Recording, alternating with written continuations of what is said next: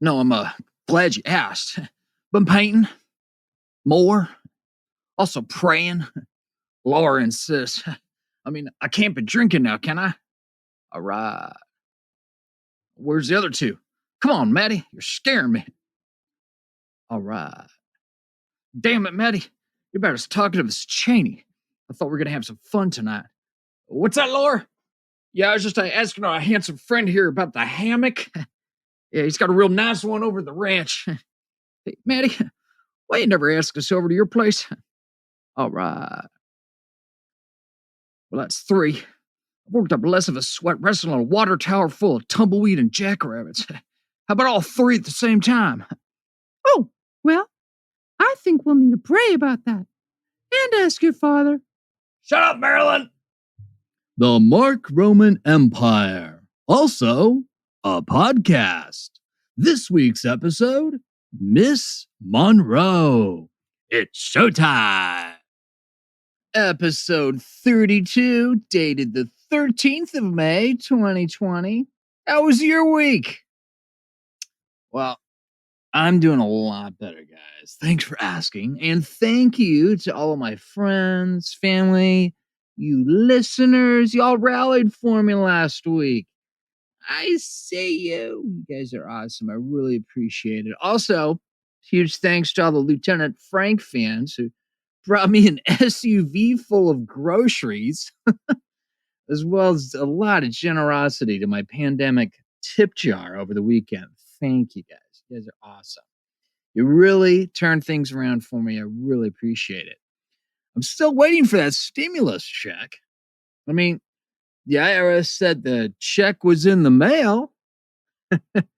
Went out on the 1st. I can trust them, right? I mean, who needs a tracking number, right? But hey, you know, I've got some breathing room here, got some time to complete all the different pandemic financial assistance applications. Then, you know, those takes a few weeks or so of processing time, a lot of them, it seems. Meanwhile, though, I can build up a Lieutenant Frank cameo, the Patreon for this podcast, and a few other gigs have been lining up here. You guys really filled in the early gap. Thank you. Thank you. Thank you. Speaking of Patreon, did you like the cold open? I kind of dug it. Well, my Patreon patrons, they got to listen to it early. Yeah, it's one of the perks for my Patreon patrons. Mark Roman Empire is now on Patreon. Yeah.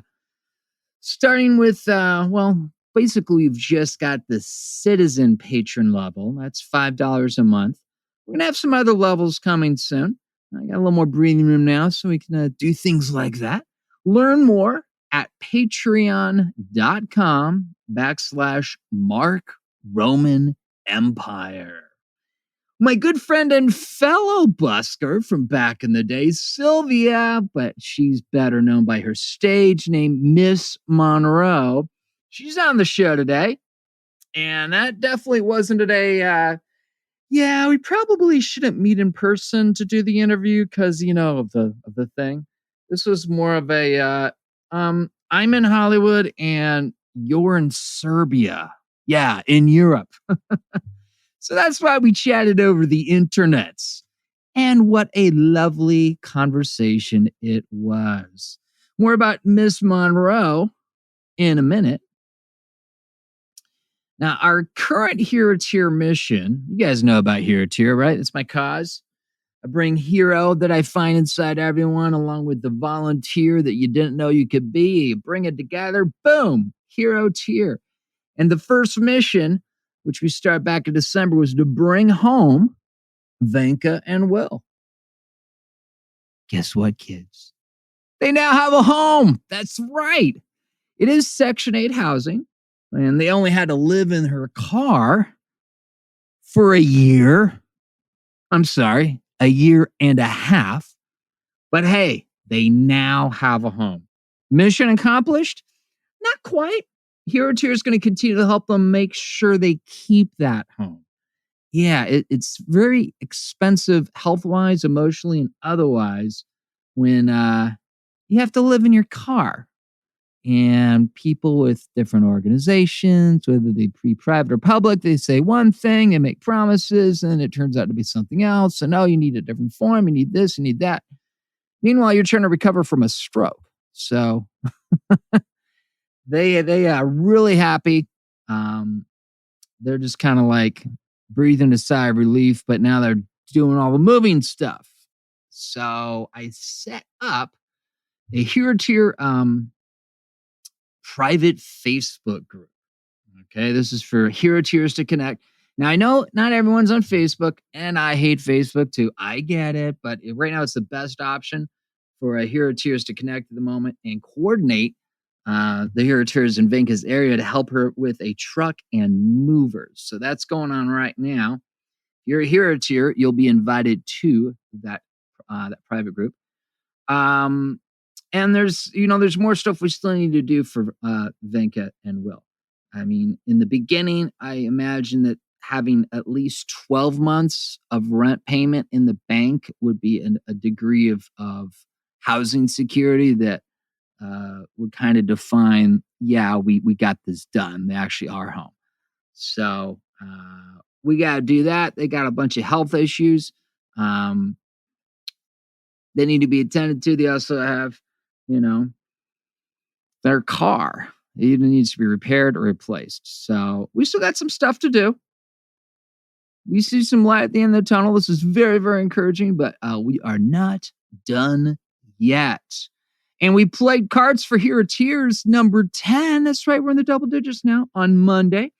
Hero Tier Walter, he won a Lieutenant Frank personalized shout out video. That's right. Donated by Vegas90210.com. Yeah. Like the Tory spelling vehicle. You figured that out? Yeah.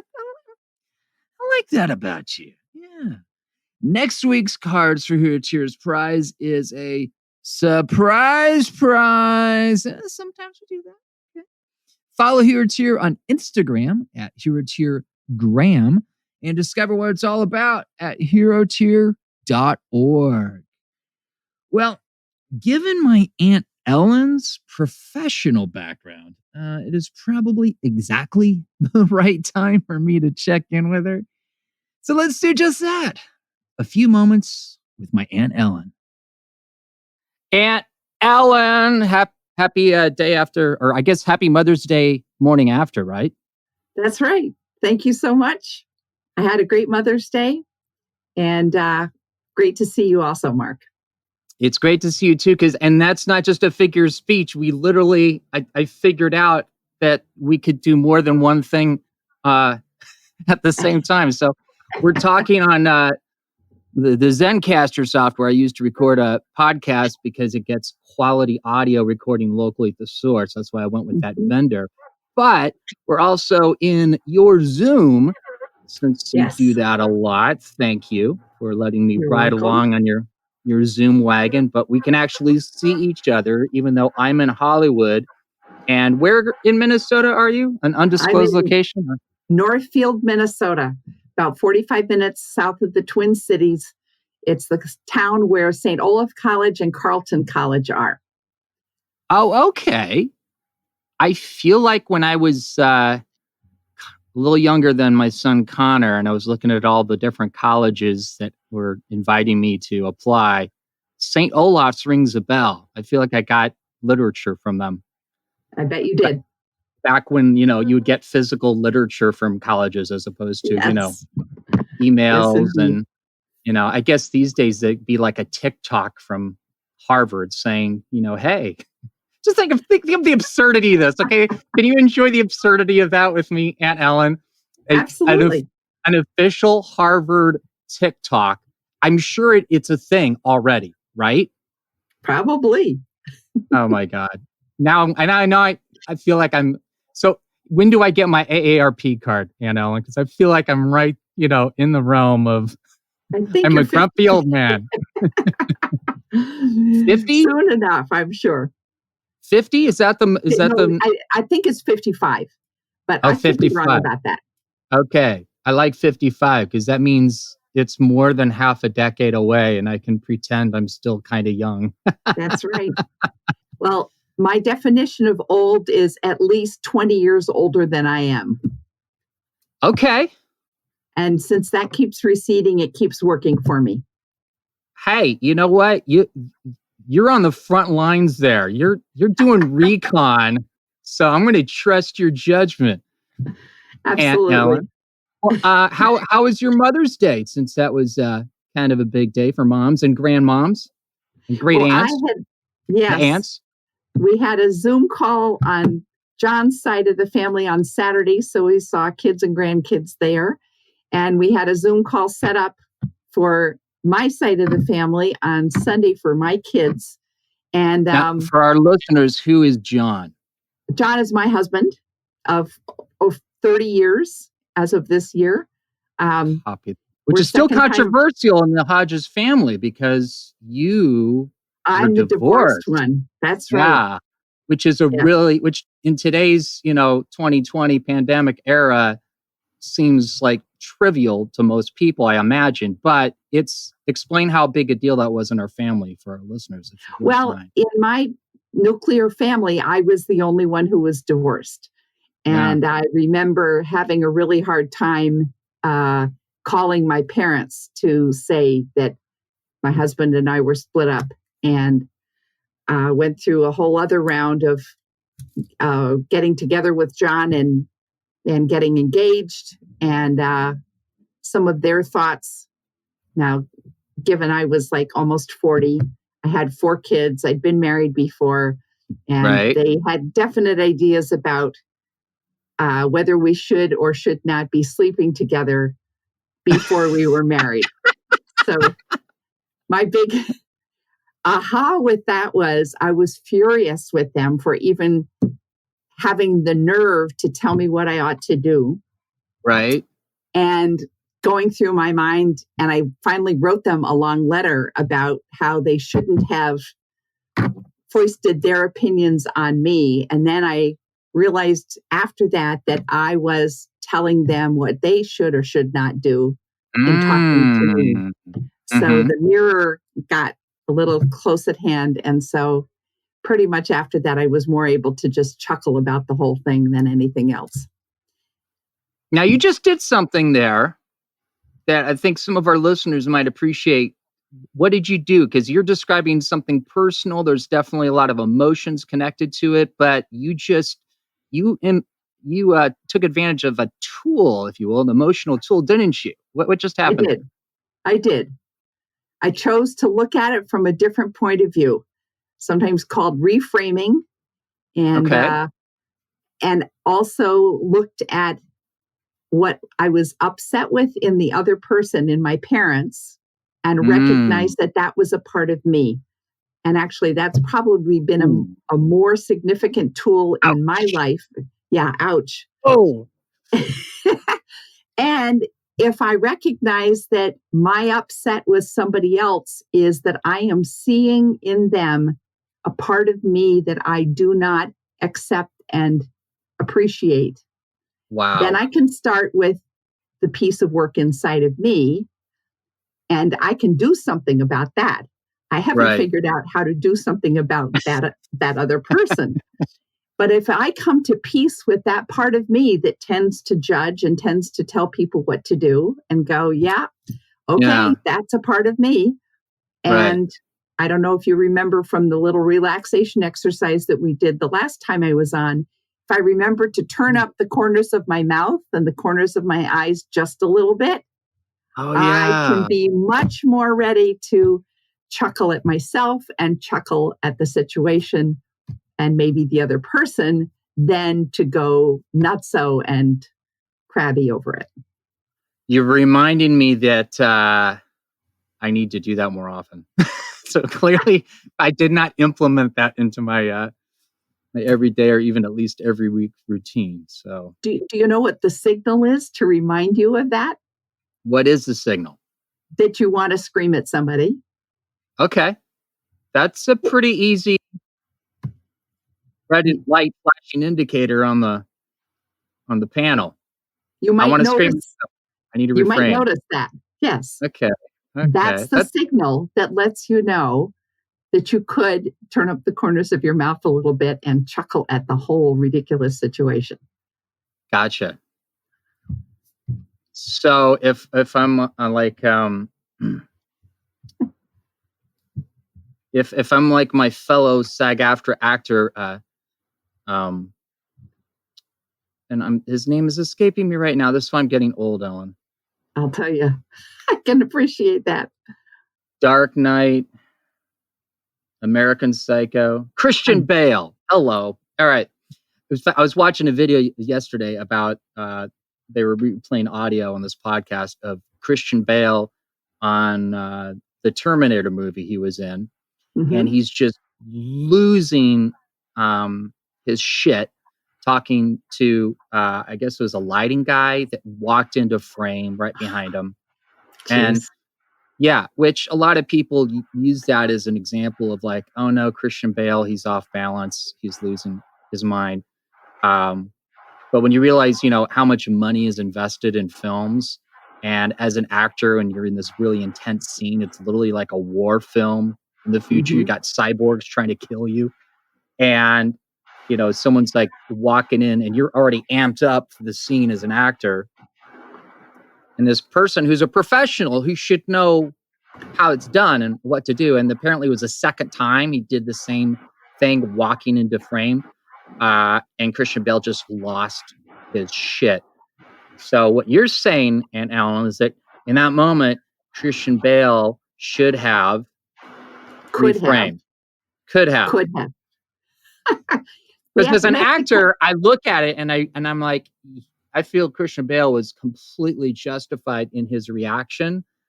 At the same point, if I put myself in his shoes and I want to have control over my own what I do, I'm like, he clearly lost control, right? One way that I might put it is a part of him was running the show right then. And that part probably wasn't his best self. Right. So one of the tricks is to be able to catch when that part of me is losing its shit and go, I have a choice here. I can just let that part go and lose my shit all over everybody, or I can take a little step back and chuckle and go, what does the universe want me to learn out of this kind of thing? Now, to be fair, because I had my own meltdown last week, and I posted something on Facebook on Cinco de Mayo because I hit a wall. And then I was surprised, like a bunch of people just came out of the woodwork, messaging me, sending me money, talking to me on the phone, giving me, key details that I lacked about, what to do as far as being able to get the unemployment lined up and a bunch of other stuff. Yeah. And and so I look at how I feel today on this Monday, which people like to call Motivation Monday, right?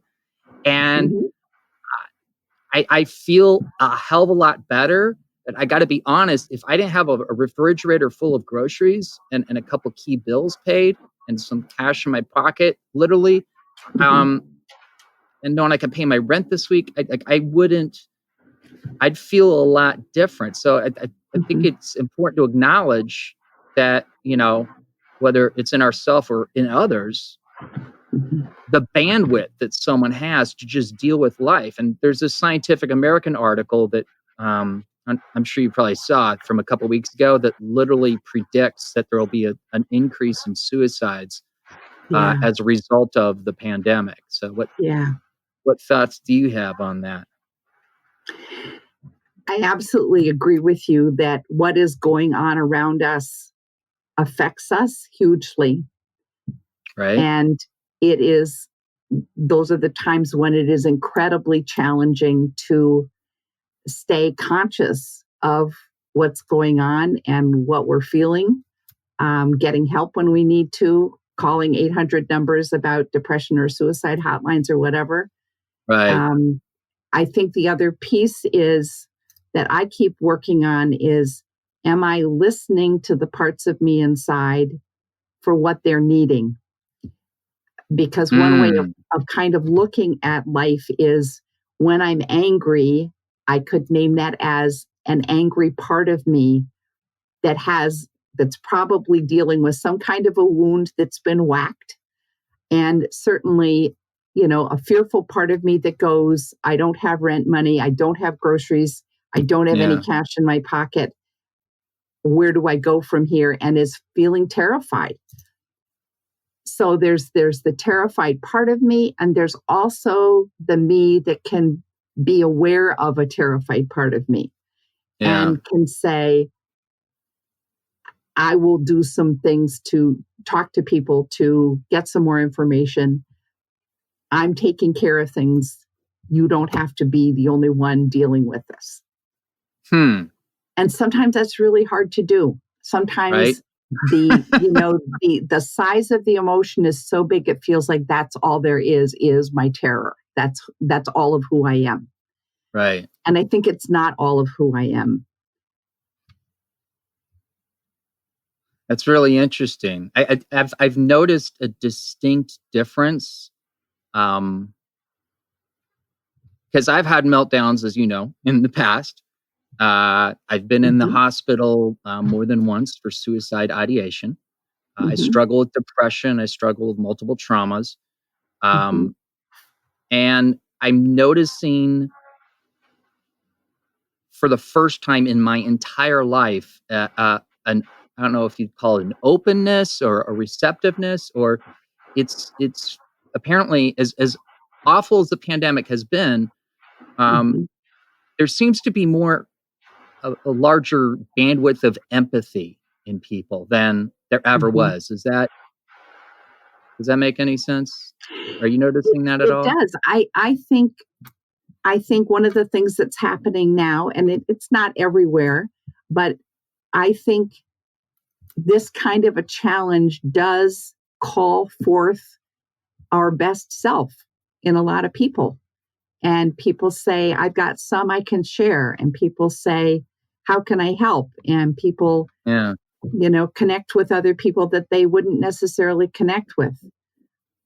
I think that's a piece of the heritage of this nation from, gathering after a barn burned down to put up a new barn, or, sharing the pieces that we have, setting an extra place at the table for somebody who has no food.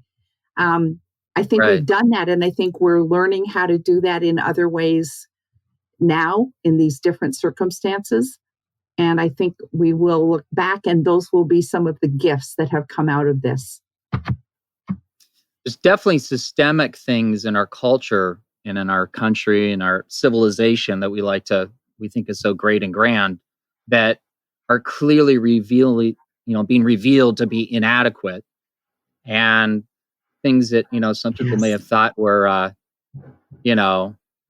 encouraging laziness and lack of productivity. In reality, there's a base level, a safety net, if you will, of some basic income, some basic health care. And without that, not only does that single human being suffer, but it literally, it's a domino effect that affects everyone else. And it's not until everyone realizes, oh, wow, if a stranger is sick because they lack health care, I might get sick and die. And so suddenly the greedy part of everyone kicks in. The reptilian brain goes, oh, well, now I can solve this problem because it threatens me. If it was, it didn't threaten me before. I could live in a gated community and not worry about it. Right. Yeah. So the other interesting thing I found, and I don't know if it's a good idea or bad idea, but it's something that I thought last week, just out of the aftermath of my Facebook post and my meltdown, and then everyone's love, directed towards me, saying, rallying for me, hey, Mark, it's all right, we got you. And they did. Everyone came together. The same way that, you and Susan have been there for me as kind of a surrogate mom in a way over the decade or two. I realized that there's still this enormous stigma connected with any type of mental illness. And, mental illness is a huge spectrum. There's people that, you might look at and see their behavior and you would clearly identify, okay, that person has a mental challenge. There's other people that you look at and they appear to be high functioning, super intelligent, very productive, and you have no idea that they struggle with depression or that they're suicidal. Or that they had, one or more traumas in their past that is, literally they struggle with it each and every day, every moment of the day, just to get through the damn day. Yes. So I've noticed how alcoholics address their issues, and alcoholism is treated as a disease. Yes. Because there's acknowledgement that there's a biological component element that, an individual doesn't have control with. You inherit it through your DNA and you have to cope with it somehow. And, going to meetings, all that's a coping mechanism. I don't really see us as a culture doing that with mental health. So for me to do what the alcoholics do with my mental illness, I imagine would be something like this. If someone greeted me, I'd say, "Hi, Ellen, my name is Mark. I am mentally ill. How can I help?" Yeah. So my thought is, I'm really interested to see people's reactions to that. "Hi, I'm Mark. I am mentally ill. How can I help?" What's your take? What's your immediate take on that? And no good or bad answer. Just I feel like this is bleeding edge. Nobody's solved this. But as a culture, it's like there's a stigma. So I'm just doing what the alcoholics are doing. How does that, what are your first thoughts to that? So give me a little bit more context. Like if you and I were first meeting, is that what you're talking about? I'm imagining like if you go to any type of recovery group, someone gets up front, they, there's a lectern, a microphone, maybe not. And they go, "Hi, my name is Mark. I am an alcoholic." Yeah. Or, "Hi, my name is Mark. I have a gambling addiction." Or, "Hi, my name is Mark. Whatever. I have a phone addiction." I don't think we have a group for that yet, but yeah. And then you're greeting everyone. You're introducing yourself, and you're acknowledging this truth about you that is ugly, that is not attractive. You're making yourself vulnerable, but you're doing it, amongst a group of people who share that same condition, if you will, and you're sharing that. And my thought is, even if someone's not in recovery, even if someone's never been to a meeting, culturally, you're as aware of that as you might be of Star Wars or TikTok or Facebook. It's part of the culture. And you're like, "Oh yeah, there are alcoholics. They have a problem. They have meetings and they say, 'Hi, my name is Mark. I'm an alcoholic.'" Yeah. So I'm thinking, okay, well, where's the cultural meme that is... that we go, "Hi, I'm Mark. I am mentally ill. How can I help?" Well, I was aware, Mark, that my first piece is resistance to just saying I am mentally ill. Right. There's two things about it. Right. One is I am versus I have a mental illness, which changed it not. It becomes something that is part of me, but not all of me, I guess I would say. Right. But alcoholics say, "I am an alcoholic." They do. They fully embrace it. They do. And I think even without alcoholics, I would say the same thing. Sure. So anyway, that's one thing that comes to my mind. I like the piece about how can I help, because it says this is part of me and I can help, and I have things to contribute here. So I'd be interested to continue the conversation on that, because I think you're exactly right. I think too that the stigma against mental illness is about fear, right, and about otherness. Yes. And not recognizing otherness as part of me also. Ooh, nice. It's that same piece happening. Right. And I'll have to think about it some more. It's a great. Well, that's good because we've hit our time limit anyways. Yes, you were worried we wouldn't have anything to talk about. That's probably never going to be the case. Not on my podcast, Ad Allen. Not on my podcast. But this was amazing. I really, this conversation we just had is exactly the kind of conversation I envisioned that we could have. So I'm looking forward to the next one because we got some stuff to discuss, don't we? We do indeed. Thanks and it's so cool much, seeing you on Zoom here. That Fantastic worked out. To see you also. Yes. All Have right. a great rest of your week. You too. Thanks again, Ann Allen. Well, that was certainly a helpful and illuminating check-in with my Ann Allen. You know, it's weird to be connected with my aunts, but not my mom, especially around Mother's Day. I'm sure it's weird for all of us. You know, if they printed a manual for being the son of Elmer Gantry's bitch, I never got it. I mean, where is it? Show me. I'm just trying to figure this out as I go along. Is that cool? Hey, Lieutenant Frank has done 40 personalized short videos on the celebrity shout-out platform Cameo. Yeah, it's where you can roast your friends, surprise that person for whom you can never find the right gift. You know the one. Of course, you can deliver a unique happy birthday message as well. Or whatever. Have some fun with it. It's now $10, so if you like low prices, hurry, go get a few cameos from Lieutenant Frank before it's $20 or more. Cameo.com/Vegas90210. Now, Szilvia is a dear friend, as you'll hear in our conversation. And for all the Jimmy Kimmels in the world, who lead us to believe that costume characters on the boulevard in Hollywood or out on Times Square in New York or wherever, they lead us to believe that they're nothing more than a dirty, smelly vagrant in a stolen Spider-Man costume. You know what? This interview is for you.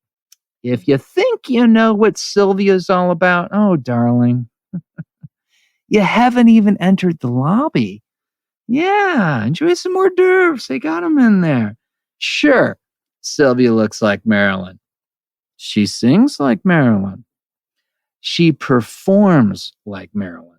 But wait, there's more. Let's discover my fellow busker, Miss Monroe.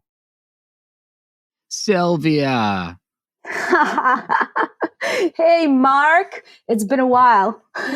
It has been a while. Like a couple years now? I think more than 2 years. Wow. Definitely 2018. I don't know what year is now.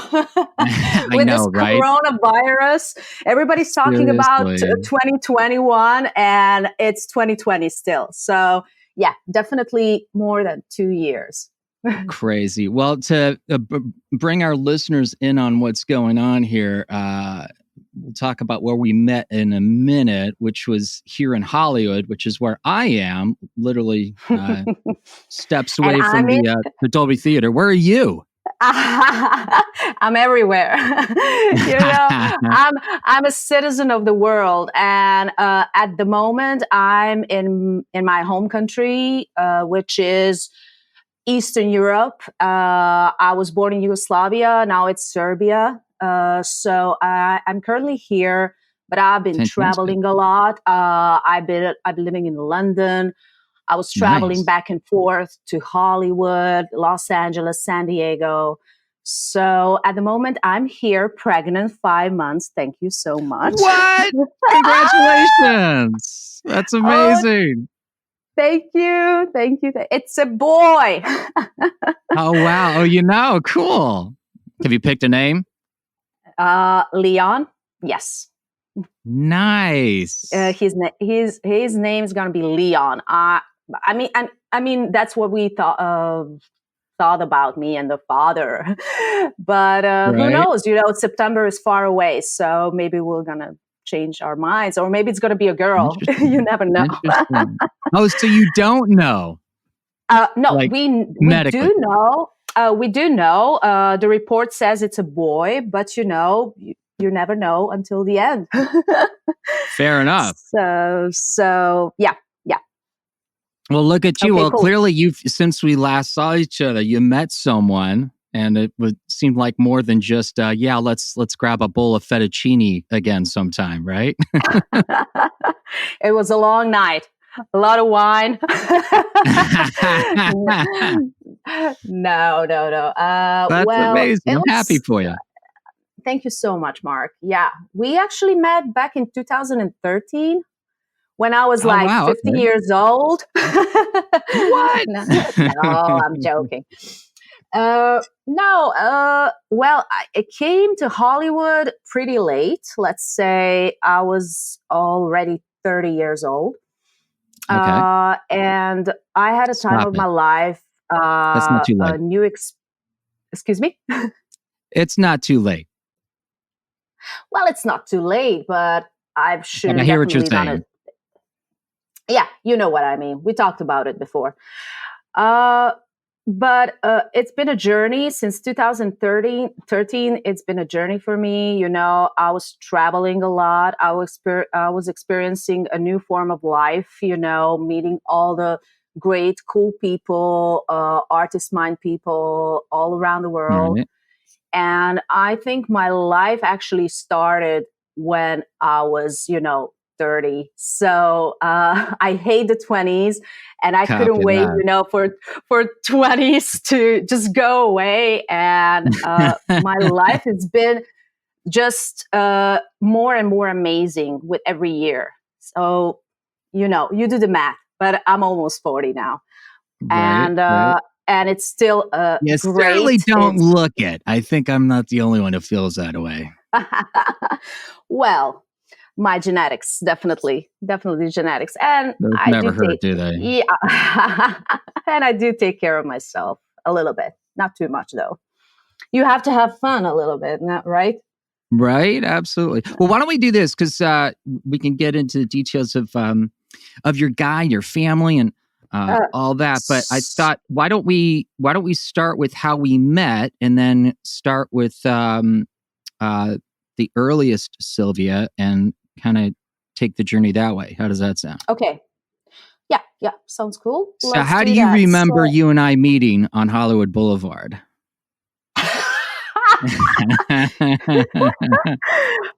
I remember a very, very handsome guy in tuxedo holding an Oscar statue in his hands. Oh my God! And you were what? Oscars announcer? What were you actually? I don't quite remember. Or you won the Oscar? That's a very fair question, and I think it kind of that was the whole problem with that situation. I was Oscar Mark, and I was attempting. It was my first attempt as a busker.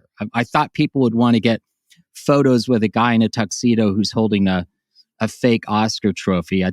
It seemed pretty self-evident to me. Like, well, yeah, like, isn't that why you're here in Hollywood? Is for a moment like this, But people didn't get it. They were like, "Who are you supposed to be? Are you trying to be Bradley Cooper?" I'm like, "No, I'm trying to hand you an Oscar so we can get a cool photo together, and maybe you'll tip me." Like, why is this so complicated suddenly? I don't get it.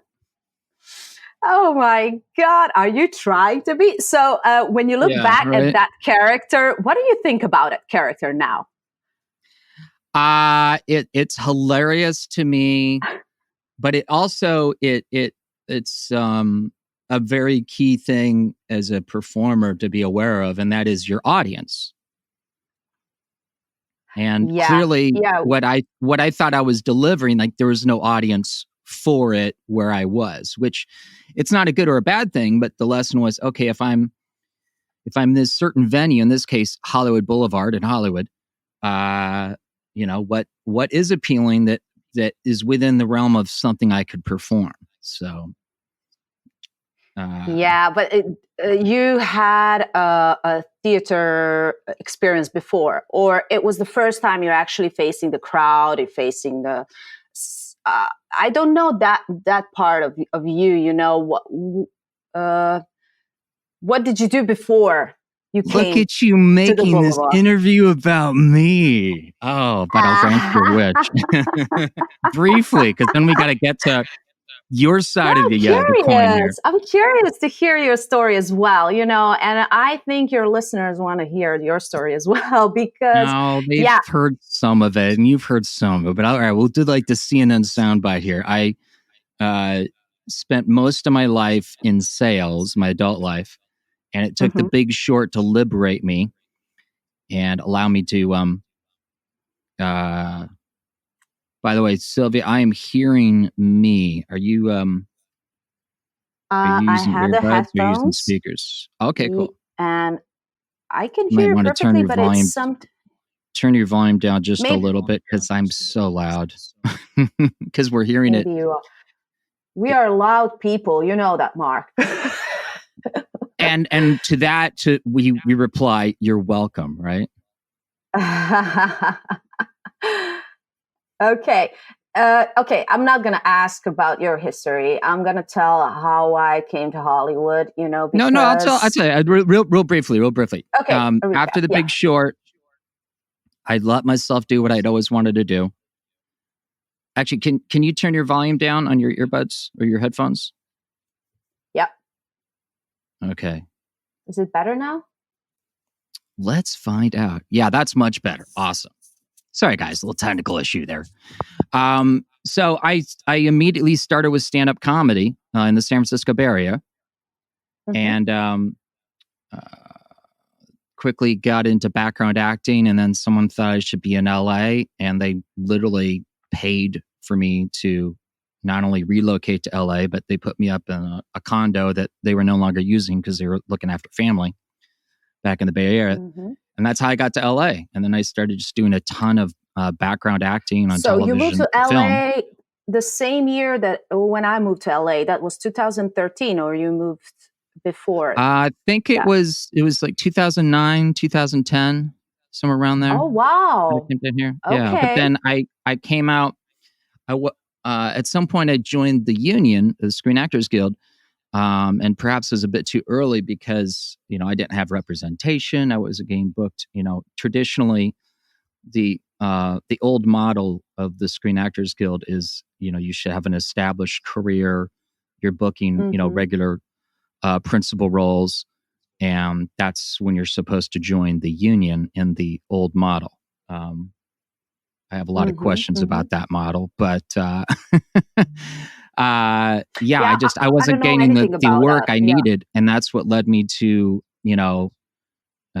start busking. So that's about the time I showed up on Hollywood Boulevard, trying to figure out what kind of busking character I might be. You saw me in the tuxedo, and what were you doing to even notice me on the boulevard? What brought you to the boulevard, Miss Monroe? Yeah, but actually, the boulevard was my idea.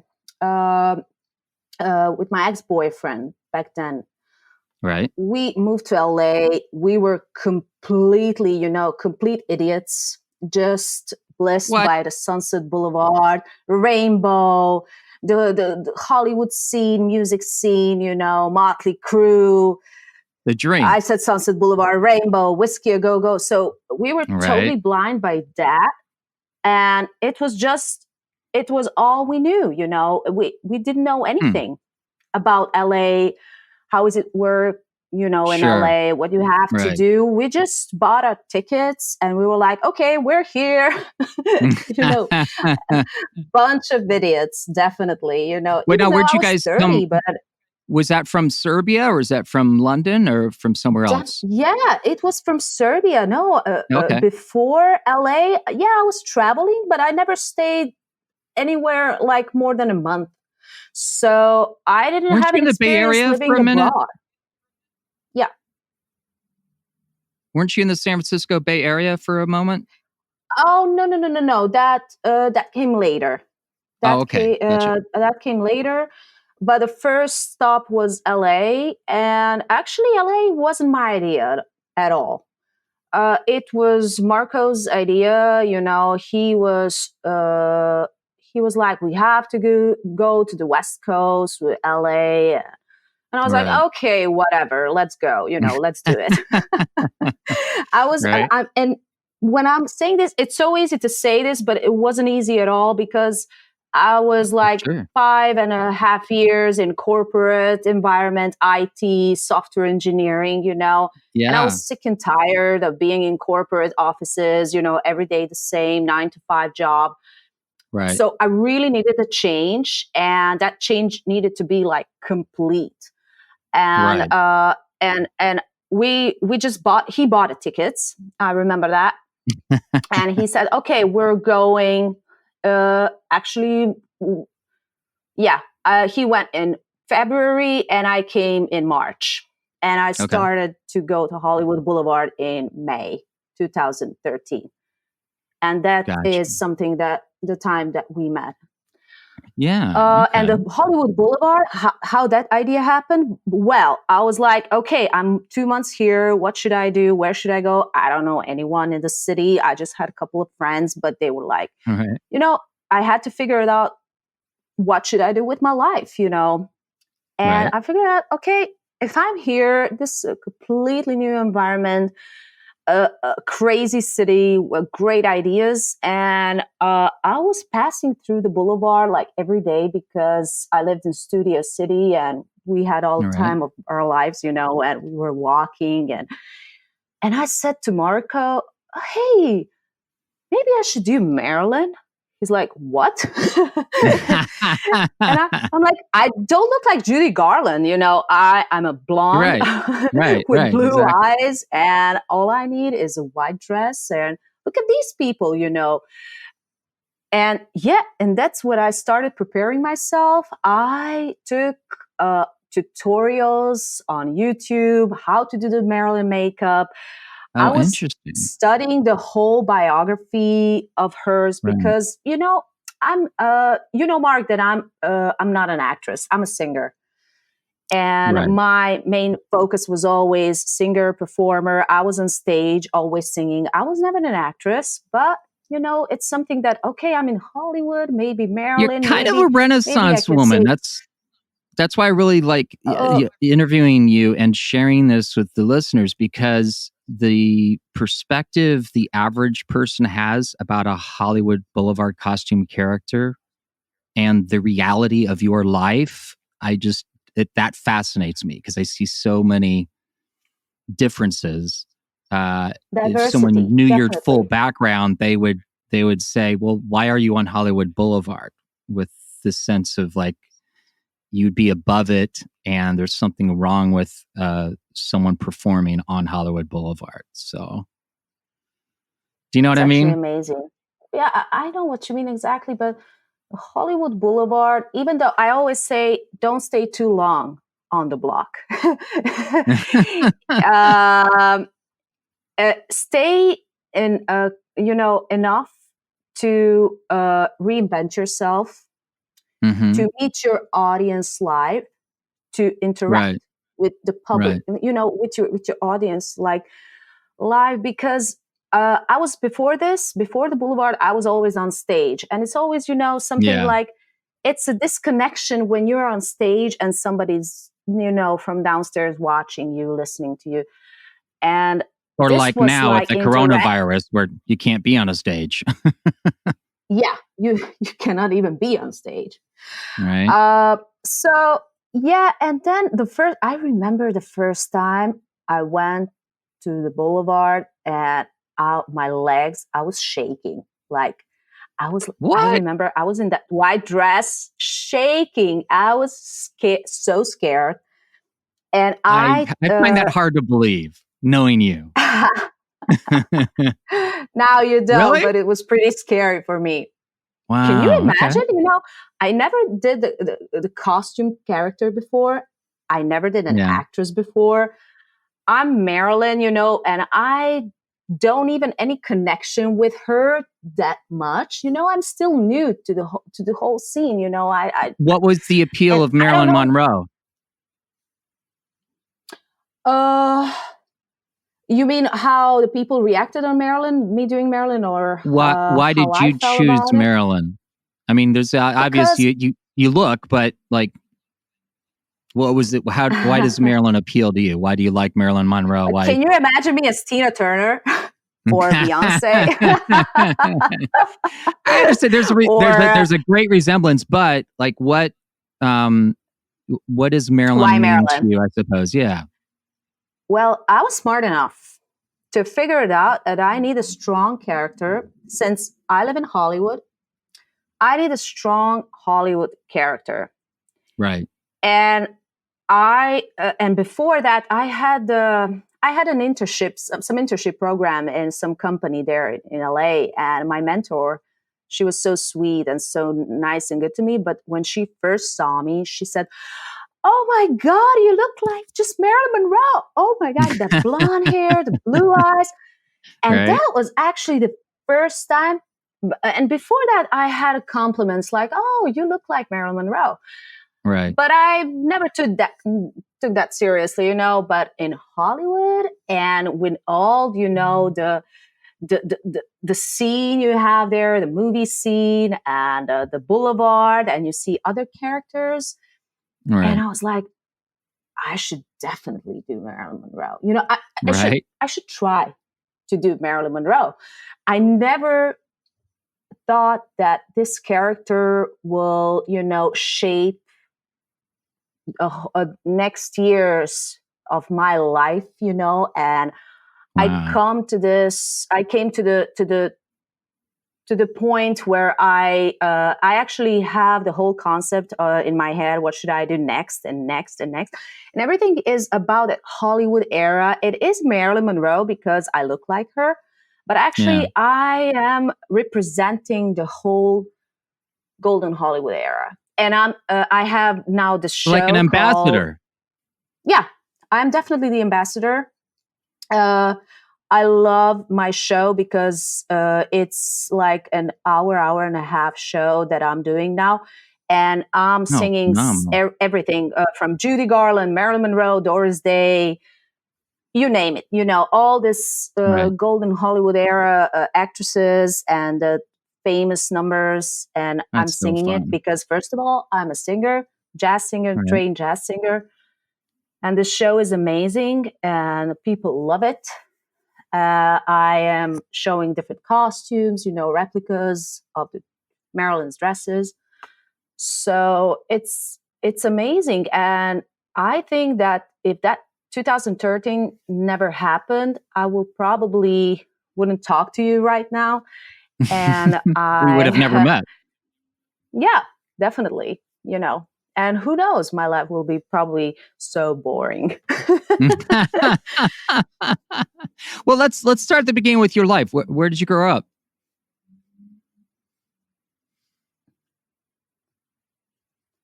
Where did you grow up, Szilvia? I was born in Yugoslavia. That was a big country in Central Eastern Europe. This is during the Cold War. I grew up in a small town near the river. I'm coming from a very, modest middle-class family. My mother was a teacher. My father was an engineer. And, back in the 80s, thinking about doing arts, in any kind of form, because this country was never a show business country. And this part of the world was not very popular with show business. But since early age, I was very... Why do you think that is? Person.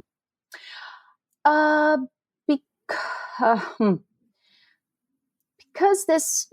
actually, we do have great cinema and we do have but it's just, I think it's because it's Europe, and it's not just Europe, it's a part of Europe that wasn't popular for the Western civilization, and I never thought I was never thought about that, but maybe it has something about, because we do have great talents. We have some people that move to, even to America, and they had a great success. But it was more about this.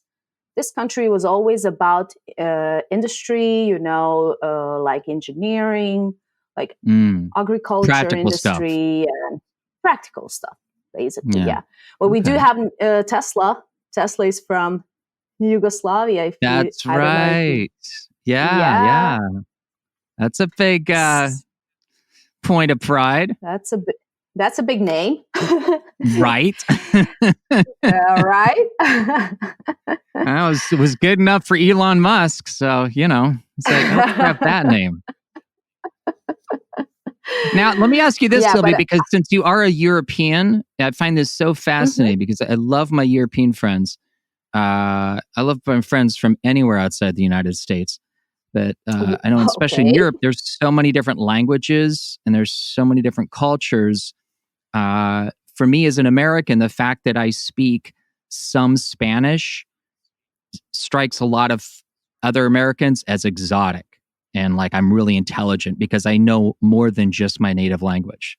Now, how many languages do you speak or are conversant in, Szilvia? And how would you compare that with the average European?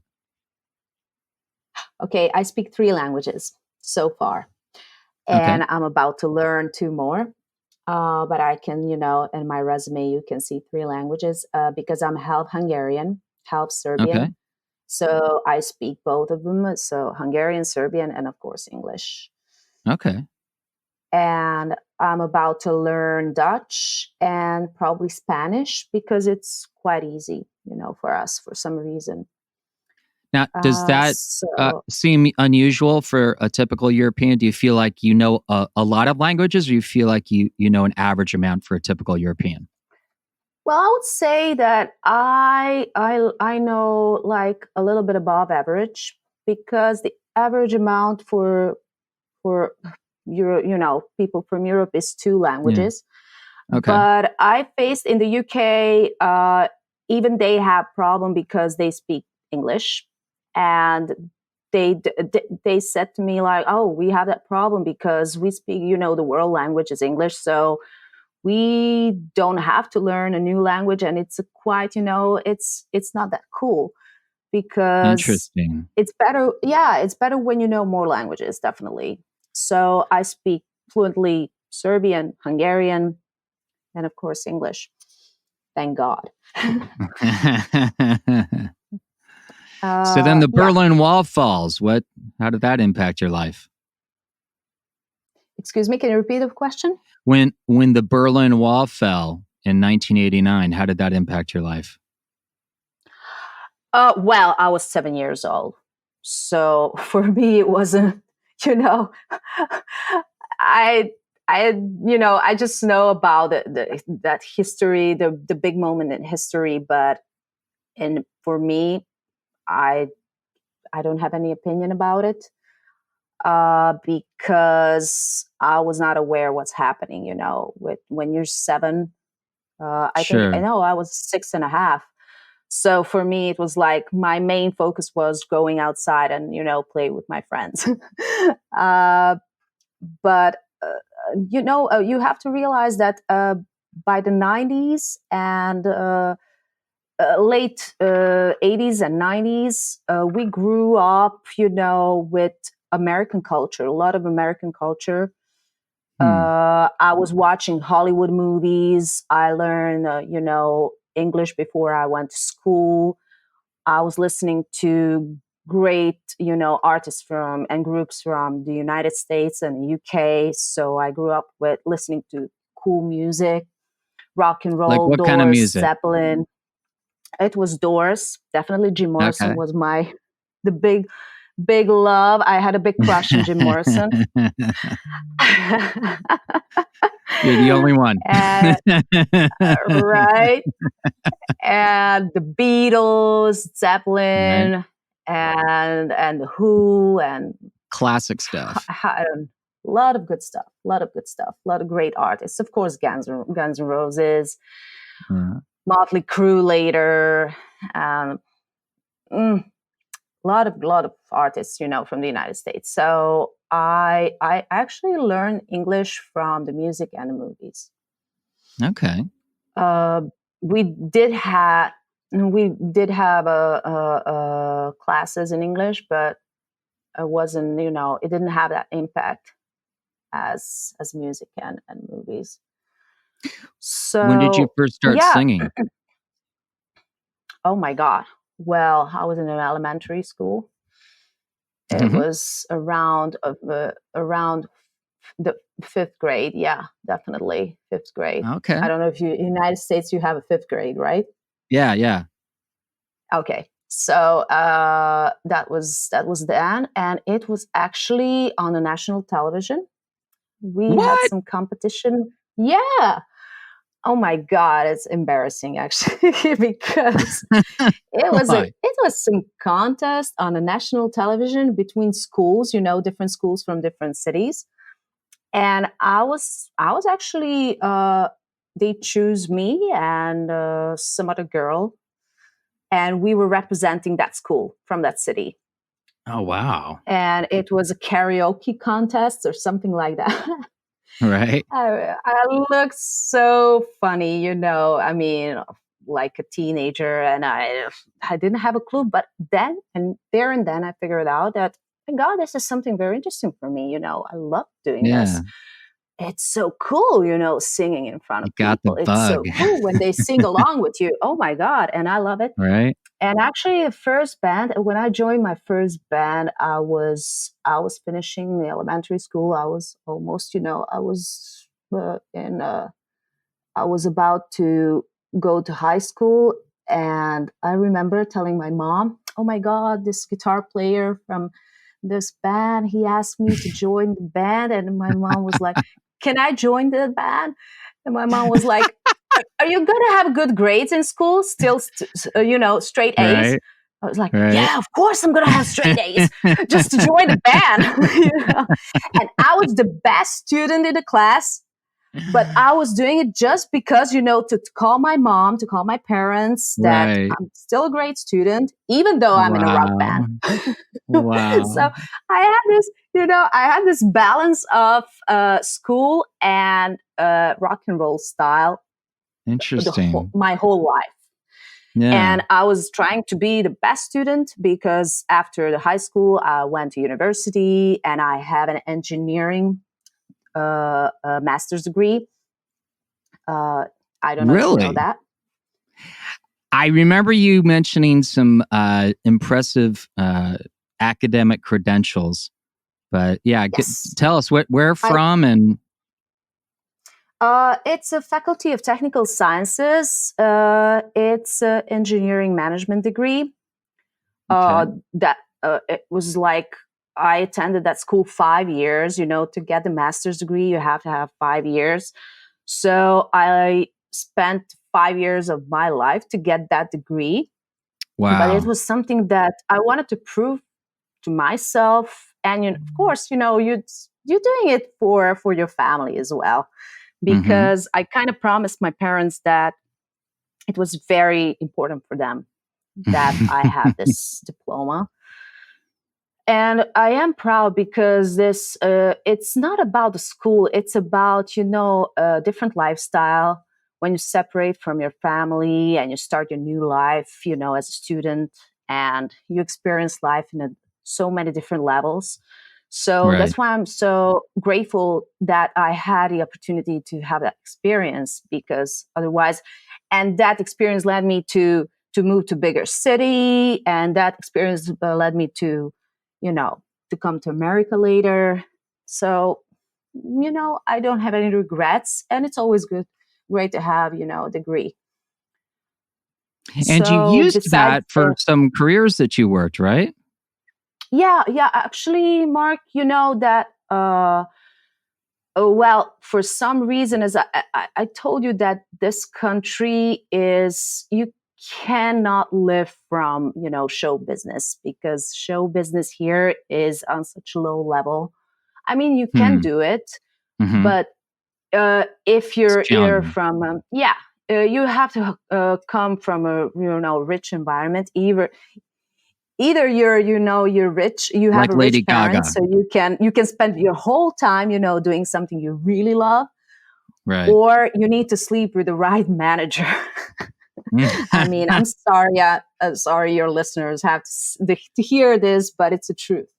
If it's not true, then but it's a fact. Yeah, absolutely. And you would be in a better position to know about what people were offering and suggesting it's than something I would be. universal.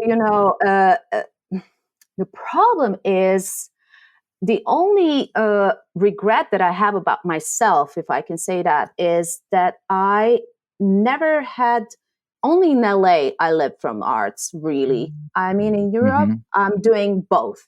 Like, I have this IT career. When I work for IT company, it's actually a company from San Francisco.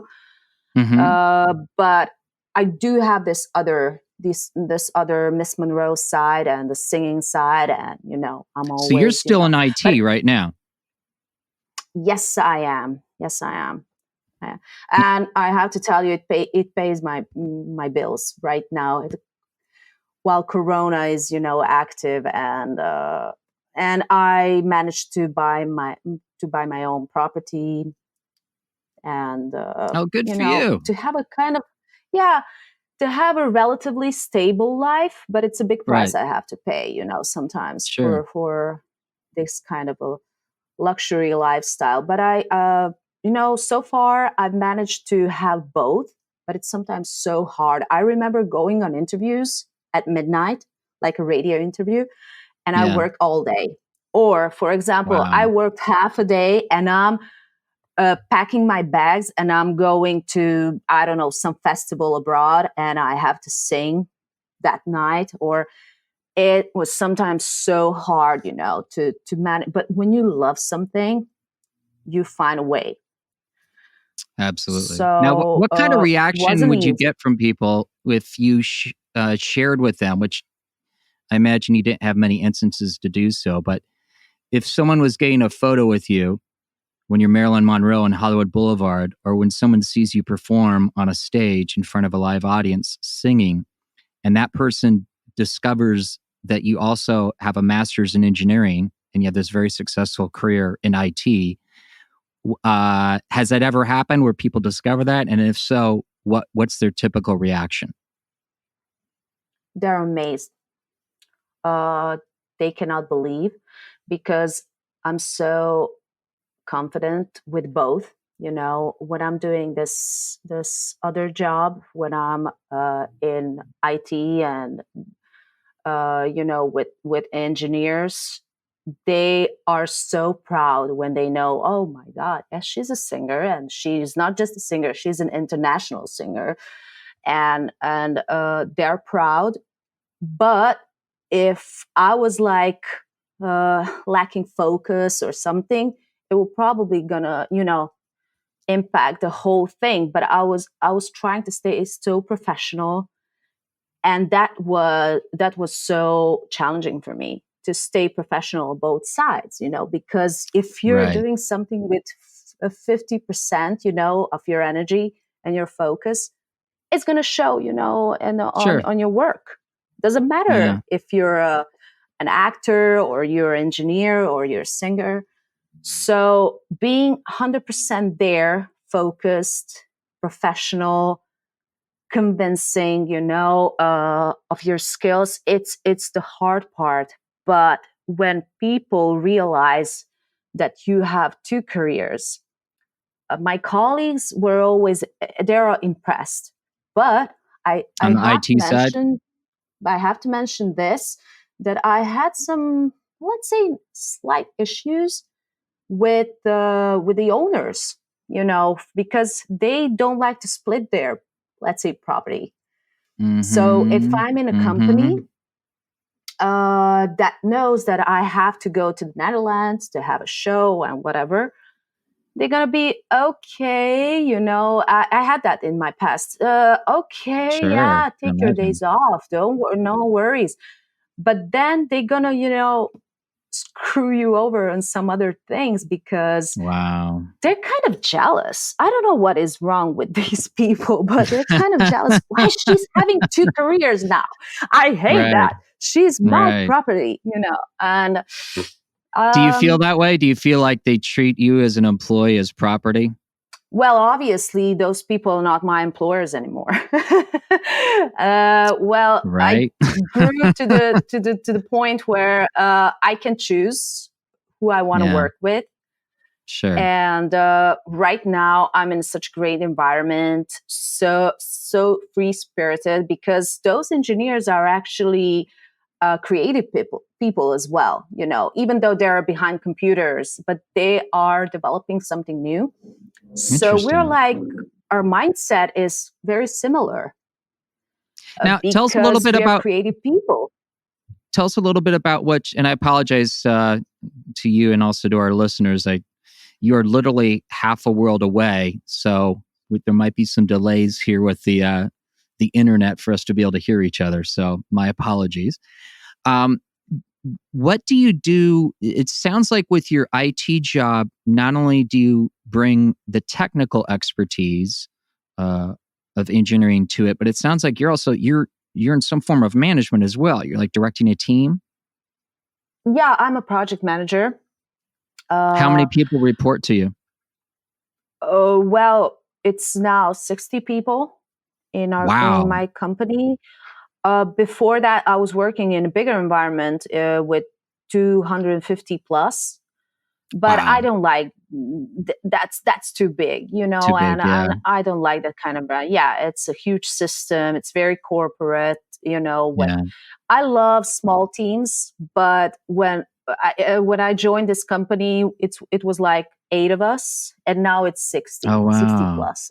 Oh, cool. So, and we have an amazing product. It's our own product that we are selling in America mostly.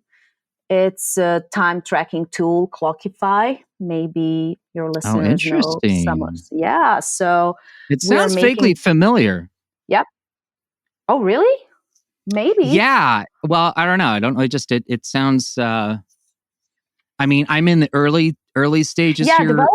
Development of this product is in Serbia, but we have a headquarters in San Francisco. So, because we have such a great, talented people over here, and they're obviously, they're not, let's say they're cheaper. I have to say that than hiring a developer in San Francisco. But it's amazing because the owner is from Serbia, and he had this idea that he wants to bring this company to the world. And we had some failures before in the past with some different ideas, products that didn't come to life. But with this one, and Clockify has now 3 years, and we are great. It's almost the number one time tracking tool amongst all the tools that we have. Thank you so much. Thanks. So back you're also Marilyn Monroe, and you sing. Yeah, and I sing. That's the first thing that I love to do. But on the boulevard, I discovered something new. I discovered that I can do improvs. That I'm not an actress, but I do have some actress qualities. I disagree. You are an actor.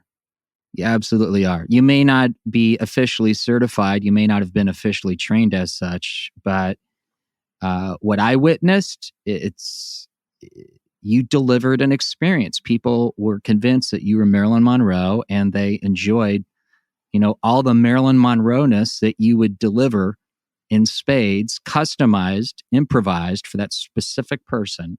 And they could see it in your eyes, and they could feel your energy. So, no, you are definitely an actor, Szilvia. Sorry. If as a member of the Screen Actors Guild, I think I'm qualified to say you are an actor. Wow. Thank you so much. Thank you. It's about a connection. It's about the passion you have. Either you have or you don't have it. Exactly. It's about I don't have to be an actress. If I know how to connect with people, if I know how to connect with that, character, in this case, it's Marilyn Monroe. Right. Uh, It's like you're channeling. I don't know how to explain this, Mark. I probably never tried to explain this, but I kind First time for of everything. feel Marilyn like Norma Jean Mortensen. I feel her. Yeah. What was she trying, to bring out? And I try to pull that energy and to give to people again, And I think that the heart that I'm giving out is people, they're connected to that. Not about, blonde hair and blah, blah, blah. Everybody can have a blonde wig, great makeup, but it's something about the inside of that's what differences the great artist from an average artist or artist at all. Because I think that these days, so many singers, they just want to show off, they just want to have this, look at my, butt, or look at my, oh my God, my eyes, and there's no soul. And I'm a kind of old fashioned artist that it's, first of all, you have to have the soul, you have to have the heart, right? And you really want to connect with each and every single individual. And when you tried and I remember I was so tired after every day working on a boulevard because I was giving my heart out, Yeah, right? Yeah, it wasn't just about, you have a perfect smile and that's enough. No, the smile is the last thing, you think of. The first thing is that you really want to give an entertainment to that person because that person came to Hollywood to see somebody really authentic, somebody really great. Okay, let's try to do that. Even though, I'm from Eastern Europe, but that doesn't mean that I'm less Maryland, that other Marylands that you're the most Maryland I've States. ever encountered, before or since. I've yet to meet anyone who is claiming they're Marilyn Monroe, who delivers the Marilyn Monroe experience like you. So I mean, maybe I'll meet that person, but yeah, you're it, Szilvia. Sorry, deal. You are Miss Monroe. Yeah, Miss Monroe. And this is the ultimate Maryland experience. No, thank you so much. What do you feel Mark, people don't see? Oh, no worries. What do you feel people don't see? There's the obvious stuff about Marilyn.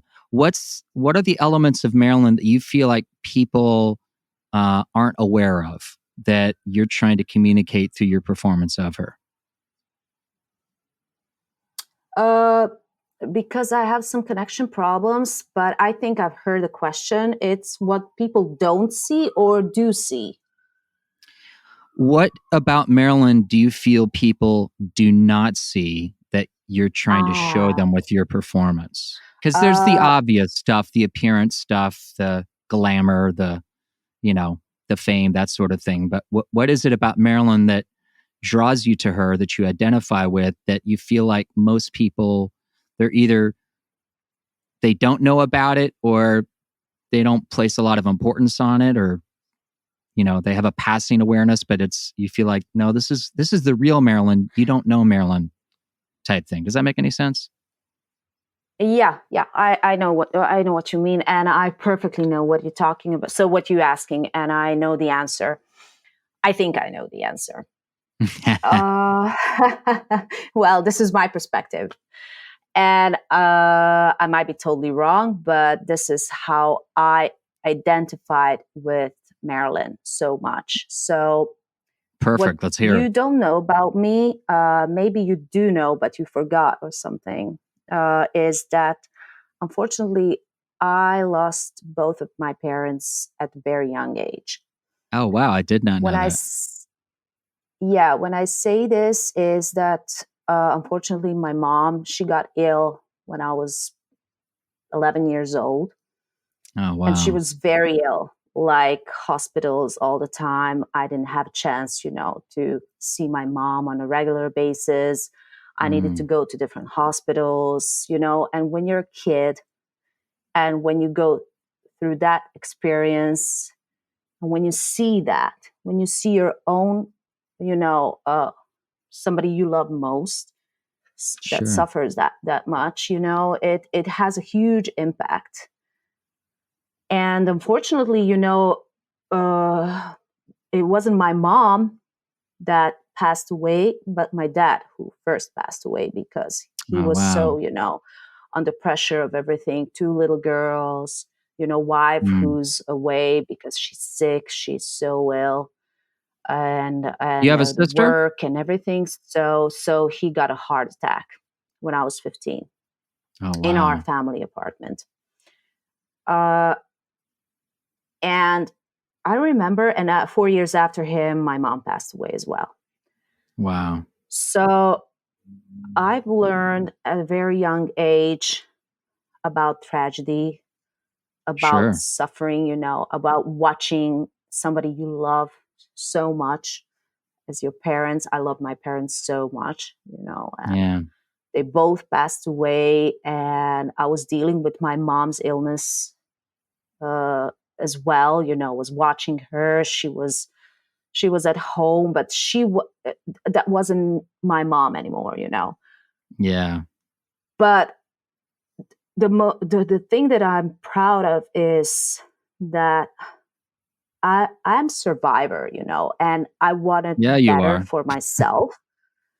I wanted better for myself, and I knew I have to act as they're alive, and I remember going to the university, and I didn't tell anyone of my colleagues that I don't have a parents, They didn't know Wow. until after 3 years they figured it out, and I was acting like everything's normal, because You I were wanted acting. to. You were acting. Yeah, I was acting. Yeah. I was To acting survive. like everything's normal, like I have a normal life. I do have money to buy a computer. I do have money to pay Right. the rent. And I did, and I got a scholarship because I was such a great student. I had a scholarship. I had some jobs, I was modeling, I was doing this and that. But I was always doing, proper and nice work. I never did something bad, with. You created an appearance, and people made they drew conclusions that may or may not have been accurate based on that. So you appear to be doing So, well. You're fine. What tragedies in your life, yeah. Yeah. So I think after reading so many biographies about Marilyn and figuring out her life, that she was a survivor too. Yeah. She came from a very disturbed, environment in her childhood. She was, moving from one foster home to another foster home. Her mother was mentally ill, institutionalized, Wow. and but she has the spark that I feel I have. Yeah. The spark of wanting to live this life great, even though circumstances are so bad. Right.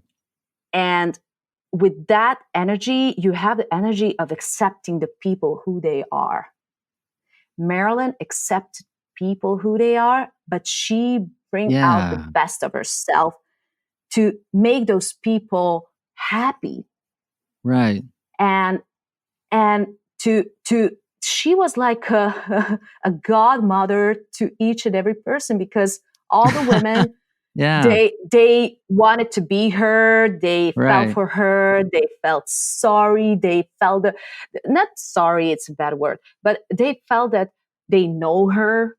And all the men, they saw that pure sexuality, but not sexuality in a bad way, but it's like a feminine, real feminine Right. sexuality. Right. And I think in combination of all, and of course she was a great model. She knows how to pose. She knew how to pose, how to make herself look great. And it doesn't take that much, of course you have to have a foundation, but and I was analyzing the whole style of Marilyn Monroe and how she does that, how she put the makeup on. And with time, I learned how to pose. and she did the same thing. Yeah. So I think Similar that path. kind of invisible energy that we have, it's that little spark that we have. Yeah. Both Marilyn and me, and other females, but I'm talking about Marilyn now and myself. It's that pure energy, life energy, It's wanting to make, it's that will to make this world a better place. Right. Even though it's not, and it's not going to be, but just for a moment. And when you give that energy to other people, they connect with you because they want that same energy. A lot of people have connected with you. I've seen it. Yeah, a lot of people connected with me. Doesn't matter, if they're from Japan, China, United States. I had that invisible language with each and every one of them. Right. And it's so universal. Even though you're missed. Marilyn is You are missed American. from Hollywood. Yeah, thank you. Thanks. So what can we talk about? You were in Hollywood and now you're in Serbia. So what brought you away from Los Angeles and back to Europe? Well, it wasn't just one thing. Definitely, it was a combination of some circumstances, life circumstances, some decisions that I had to make, in order to. Well, basically, Los Angeles is my home away from home, and. Right. And I know that I'm not saying, I'll always come back to Los Angeles, but I don't know if I'm going to live there like the whole life. Right. But I had to make the balance, even though sometimes it's very hard. I miss LA, definitely. And I miss my LA friends. And right. We miss you. I know. I'll come back. But I have some other things now to finish here. Well, you got a little one on the way here, too. Right. Small deal. But it sounds like you've created a nice, it's like your own empire that you've created there in Serbia. It suits your purposes and it puts you in a good position, right? Well, this is my home country. So easiest for me is definitely here, I have a good foundation. I had a great environment, circle of people that I'm with, that I work and live with, because I surrounded myself with amazing individuals that are so universal. Even though we live in Serbia, but we are, a world citizens, and we don't have the boundaries. The only boundaries in our heads, but we don't have that. We are free from that. So even though I live here, I physically miss some places in LA, in Hollywood, in California. The Rainbow Room. Yeah, right. No, the Rainbow Room. We went to Margarita. We had margaritas in the Rainbow, you and me. Once? Yeah, I feel like it was at least once or twice. It was a group of us. Like I think maybe Mark was there. Our friend Erez, who does Hollywood Johnny Depp, who's back in Israel now. I believe he was there. Oh my God! Yeah, he's in Israel. Right? Yeah, I know the story. I missed him too. Oh my God! He was actually the first person. Je ne. He was the first person I was talking to on the boulevard, and he told me about the rules. The rules on the boulevard. Oh my God! And Michelle always had some great ideas for you. Oh, you could do what the Baywatch character. What is his name? Johnny's other half. Remember, she told you could do She told you, and she was trying to convince you that you need to do a Mitch from Baywatch to come in. Do you remember that time? I think I remember hearing that and promptly forgetting it. So I'm now remembering that, and now I'm promptly forgetting it again.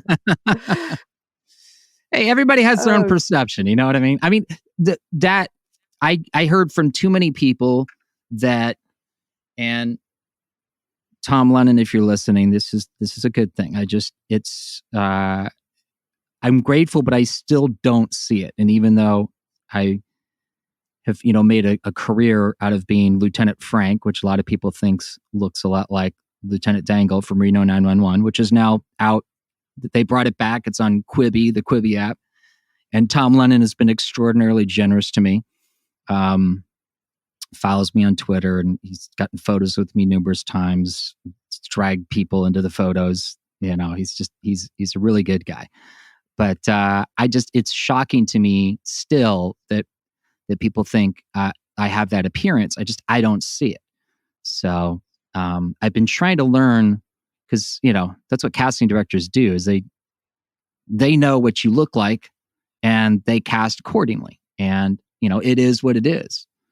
Like I recently interviewed David Fierro. He's a New York City screen and stage actor of some acclaim, and we talked about the fact that he is a character actor. He looks a certain way, and he's at peace with that, and he's gotten some great roles, and he runs with it. So, but he's limited because he looks a certain way, right? Can you explain me because I always think that, oh my God, it must be so hard for actors. Because compared to musicians, we are so free to do whatever we want to. That's an interesting point, because, and I think coming to entertainment the way I did, having been in sales and other industries that I hated beforehand, and was like, I can finally do what I want to do. It's interesting to see in different sectors of entertainment, whether it be acting or music or comedy, what people's perspectives are. For me, I come from a survival instinct and an Eagle Scout perspective, where it's like, I'm just trying to survive. I need to access every advantage I possibly can, because I'm dealing with some stuff. And it's interesting to see, like, I'll talk to my actor friends and people that, have gotten to a degree of enough success where they have an agent, they're getting booked on regular work. This is before the pandemic. That's all they can imagine. And that's great. For me, I look at it as, there's this buffet line of stuff that I have done, can do, and will do in the future. So there's a lot of opportunities. It's just like, okay, well, what is more accessible and more advantageous, or people have more demand for it in the marketplace, because I got to pay rent right now. And that's where, when the pandemic came on, I really quickly realized, okay, background acting in television and film, that's not going to happen at all for the rest of the year. Busking on Hollywood Boulevard, maybe that comes back, but it's going to be a lot less than it ever was, and it'd been a downhill drop over the last several years, anyways. So I realized I got to replace both of these. Are there some new regulations, Mark? Are there some new regulations? And I've heard, I was reading about it, but it wasn't that good even last year. Even before the pandemic, I mean. Well, the regulations were around the vendors, because there's just this explosion of vendors, hot dog carts, and, people selling little toys for kids, and it literally, you think you're in Hollywood Boulevard, but it feels like you're in some crazy, flea market or bazaar or something. Yeah, exactly. So the regulations were really directed towards that. Us as performing artists, we're not merchants, so it's a different category. We can't be licensed because it's free speech under the First Amendment here in the United States. Amendment. Although my alleged city council representative, Mitch O'Farrell, he attempted to pass a city ordinance that would literally regulate street performers to where you would have to every day go down to City Hall downtown and get one of 12 licenses that would permit you to actually perform. Yeah, well, I think it got shot down in committee and died, but I will never forget that that's who Mitch O'Farrell, who, he never saw a Hollywood star unveiling ceremony he didn't like. Yeah, there's a lot of.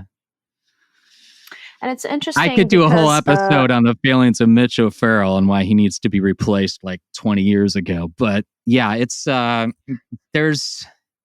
interesting how buskers. That's why I really enjoy having you on, because I see how Jimmy Kimmel, who literally has, he's got Jimmy Kimmel Live on ABC, the late night show. They shoot it literally right there in a building on Hollywood Boulevard, right across from the Dolby Theater. And he's created this archetype in America's mind that, and to be fair, I've seen him hire, mutual friends of ours who are buskers, and he's hired them for paid gigs, even union gigs, although he doesn't always hire union. Sorry, guys, world. That's the reality of Jimmy Kimmel, and he's not the only one. Why doesn't he? Great question to ask him. Ask Ellen why she doesn't hire a union, I mean, I'm just, she hires some union, but during the pandemic, there's a lot of non-union she's been going to.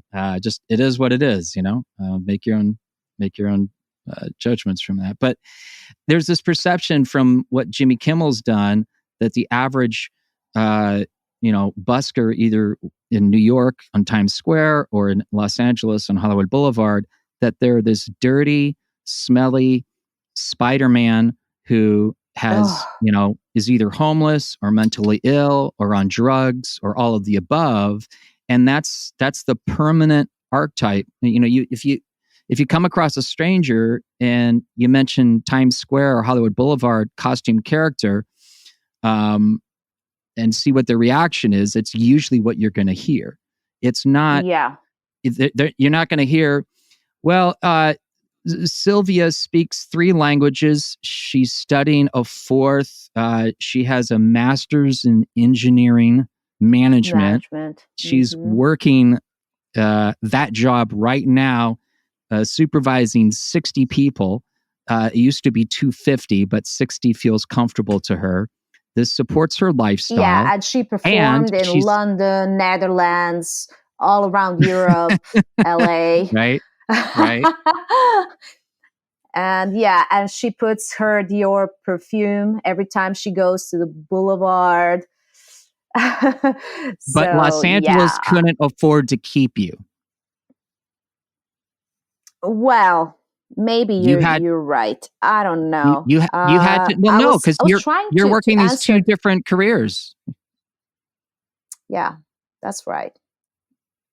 You're totally right, and which I respect and I admire.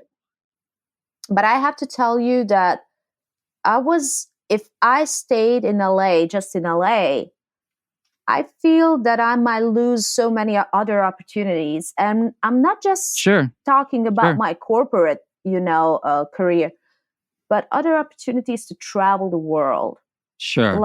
Because what I figured out that all my friends from LA, they usually just stay in LA. Wow. They're not, I mean, I'm sorry. It's not it. And I admire you guys because you're there and I'm not. Yeah. But on the other hand, I managed to travel really all around the world and to perform not just in LA, but to perform in so many different places. And even though I'm in Serbia currently, but I really, after I gave birth to this baby boy, we can do whatever we want to. I still can travel. And I felt sometimes in LA, I felt trapped because I was like, I'm just here, and I'm not, maybe I didn't have a patient that I needed to have to stay a couple of years just there and then maybe travel. But I felt that I'm losing something in time, if I just stay in LA, even though I love LA so much and I miss LA so much and I miss Boulevard and I miss Hollywood. But I would never change these years that I was able to live in London, to travel a lot, to be with my family here. How long were you in London? I was almost 2 years in London. And I moved back to Serbia from London because my dear grandmother, who meant so much to me because she took the role of my parents, after they died. Mm-hmm. She was ill and I really wanted to be by her side. Sure, that makes sense. And I said to London, okay, bye London for now. I want to go home. And I went home and I was here next to her, beside her. She was in hospital later. And unfortunately she died. But the fact that I'm proud of is that I was here with her. Yeah. Well, sorry for your loss. The last day. Oh, yeah. Thank you so much. But it's life. And, we are born, we're going to die one day. But if you lose those momentums, with your loved ones, that's that's something that I can really regret. And I'm not regretting that I left LA, but I would probably regret so much if I lost, those last moments with my grandmother. Sure. So, and the birth, my sister had her first child and so on and so forth. So, oh, wow. So many things, small things you have to decide sometimes. I could decide, I don't care, I'm just going to stay here because I have the time of my life. I'm having a party. Sure. I'm going to Boulevard. I'm doing Marilyn Monroe. But I felt, okay, I did this, but I have to do some other things too, and I'll be back. So I did come back. As you remember, back in 2017, I came back to LA. You did. And I think I it's stayed instructive. Almost a year. I think it's instructive for us here in Los Angeles, where we like to think that we are friendly to entertainers and entertainment. I think listening to your story for anyone in this town who thinks that they support entertainers, I think it's really instructive because what I take away from your life experience is that it was a really hard, difficult road, and you have literally created, a modest empire for yourself that works for you. It gives you, it feeds you, it houses you, it puts the clothes on your back, and it gives you choices. It gives you choices to be able to travel, and that complex web of choices has now led you back to Serbia and in general to Europe. And yeah, there's some family and personal connections, but I just can't help but notice that LA didn't do a whole lot to keep you here. Does that make any sense? Yes and no. Yes, you're mostly right. 80% you're right. 20% no, because I always feel that I'm losing something when I'm not there. I have this strange feeling about LA. It's like the first love. You cannot disconnect from it, Right. It's like, that's oh my God, here. what are they doing? Yeah, I know. And I totally understand why you're there. And I have a couple of friends there, Paul. We're still communicating, and I have a bunch of friends that I'm communicating. We've had Paul on the podcast in the past. Paul Lewis Harrell. I know. And I told him about my podcast. He was like, can I listen to that podcast? And I was like, of course you can. Why are you asking? So, hi, Paul. Will probably be out next week as we're recording this. So. Okay, I'll let him know. Episode 32. And I don't know. It is something about LA, and it's always that kind of like, if I can put in percentage, it's like 20% of my soul and my body that's aching, for Right. LA momentum. I love the creativity. And I think I took the best of LA, because it can be a miserable town for many people. And I've seen a lot of their, bad things that I've seen. It's Sure. like I'd never seen that before in my life. But on the other Interesting. hand, if you take just the good stuff, from the city and from the people there, it can be very beneficial. It can be so great to live in LA. So There's a lot of opportunities for people that can see the Mhm. opportunities and are in a position to take advantage of the opportunities. But I would say to all the people, actors, performers, singers, to open their mind and to try to relocate somewhere else. It doesn't have to be United States. Try to go to Berlin, for example, for 6 months. I'd love to Or go to Berlin. Amsterdam. I'd love to go to anywhere in Europe. Okay, you can start here. Come to my place See, and then travel wherever Well, you want. I've got to build my empire a little bit bigger so I can afford to do that. But I definitely want to come visit Europe. Definitely. And Absolutely. we can and travel many other together. places across the globe. But yeah, I mean, the Mediterranean. I got to enjoy a few moments on a Bond villain yacht Have you been in the to Mediterranean, London? right? No. Yeah. Have you been to London? No. I have Okay, yet to set my foot on anything in Europe. I haven't been on an island. I haven't been on a mainland. Nothing European. I've only been in North America. That's it. United States, Mexico a little bit, Canada a little bit, and then I'm not a world traveler. God, Mark. It's absurd. I know. You should shame me. It's shameful. I know. I need to build an empire so I can go travel. We're going to change that. Yeah, you have to. Copy or that. maybe to consider not right now, but in the near future, to relocate for a couple of months even, you can easily go wherever.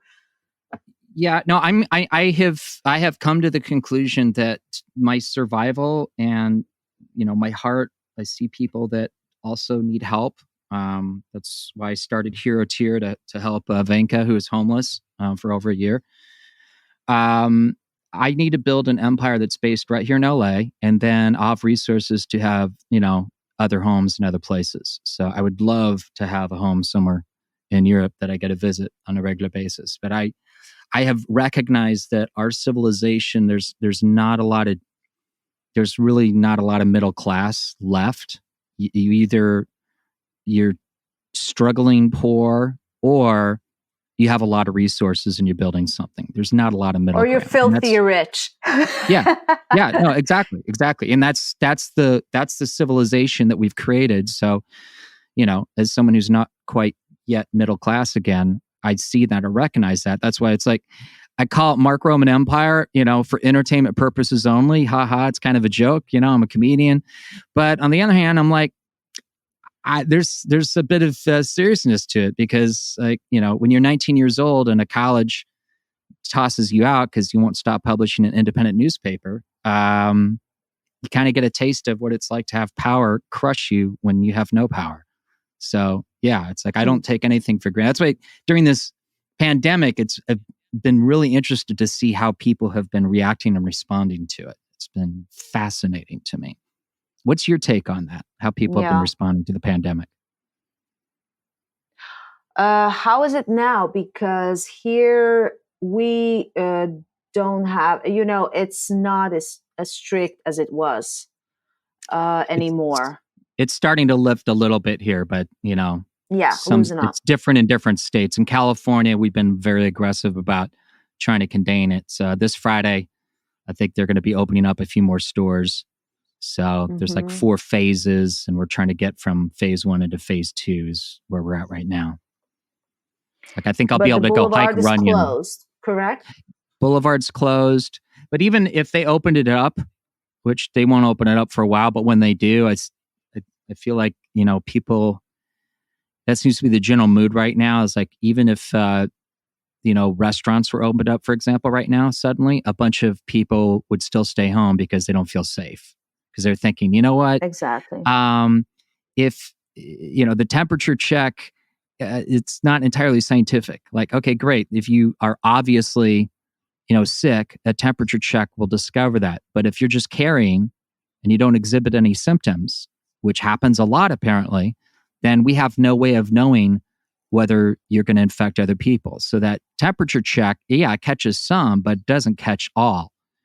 And so, people are aware of that. And there's like this kind of back and forth. The bottom line is we don't have a vaccine and enough people are dying. So without the vaccine, especially in super crowded areas like New York City or LA, without a vaccine, fully opening everything up back to the way it was, it's not a reality until there's a vaccine. Well, I hear you, because it does make sense. People feel,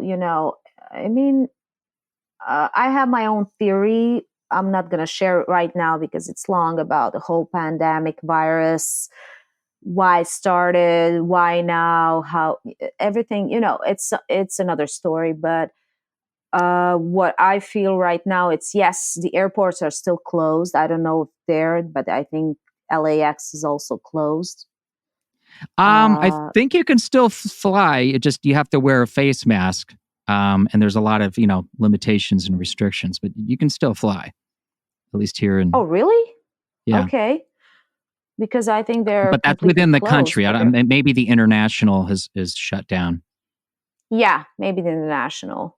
But Yeah. the crowd on the boulevard is mostly international. Oh yeah. Although there's a good chunk that's local. There's a lot of families that are native to California that come to the boulevard that maybe aren't as prominently displayed in the tourism literature, but they are real. They exist, and I see them, and I appreciate them very much.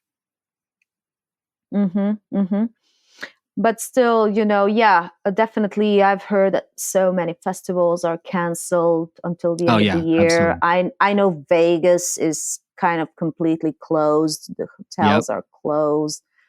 All the shows canceled. And I don't know. I mean,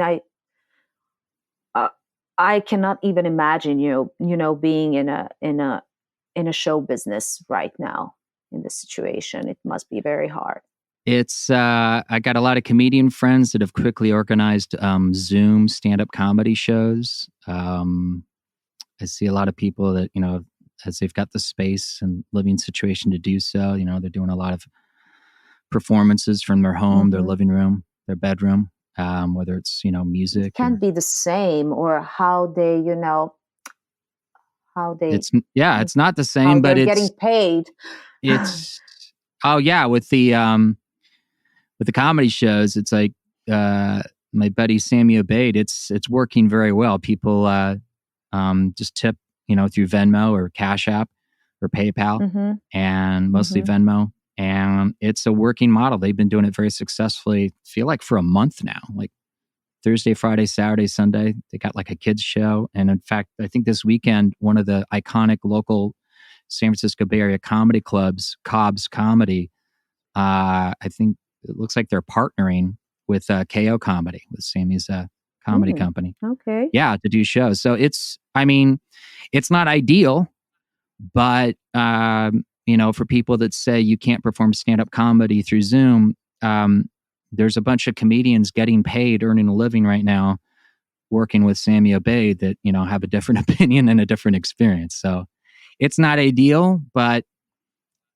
we're all creatively trying to find different ways to do it. Like for me, I can't do Lieutenant Frank on the boulevard or at, football tailgates. Not that it's football season, but I imagine this September even that I may not be able to do that character there because it won't be allowed. Oh yeah, I do remember about you going there. But now I'm doing these videos on the celebrity platform Cameo because my buddy John D. Domenico, who we had on the podcast, he does a phenomenal Donald Trump impersonation. he got me connected with Cameo, and now I've done 40 cameos, and I'm up to $10 a pop on that. So I got to continue to grow that and shift, my audience that is used to seeing me on Hollywood Boulevard or football tailgates. I'm trying to shift them over to Cameo. And they're coming, but it takes time. It's a process. It's a process, definitely. Yeah. And the same thing, like, the podcast,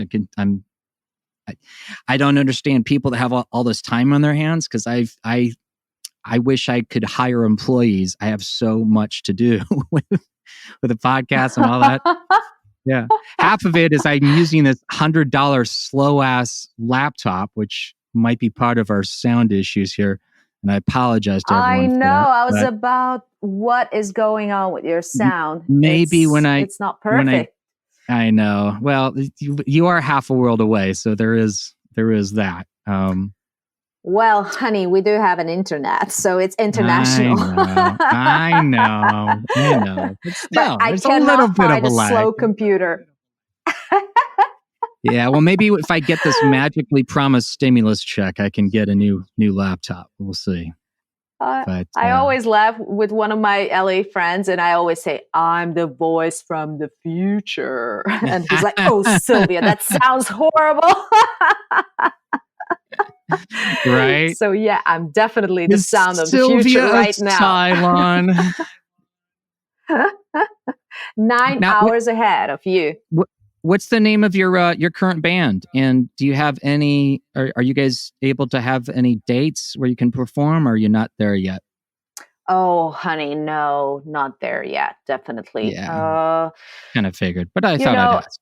Everything stopped. I mean, I've could been a little bit more proactive.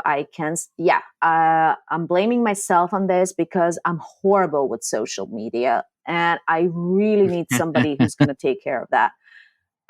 Because I have material and I have bunch Be careful. Someone ideas. Listening right now, Szilvia, is going to go, hey, I could help you with social media, Szilvia.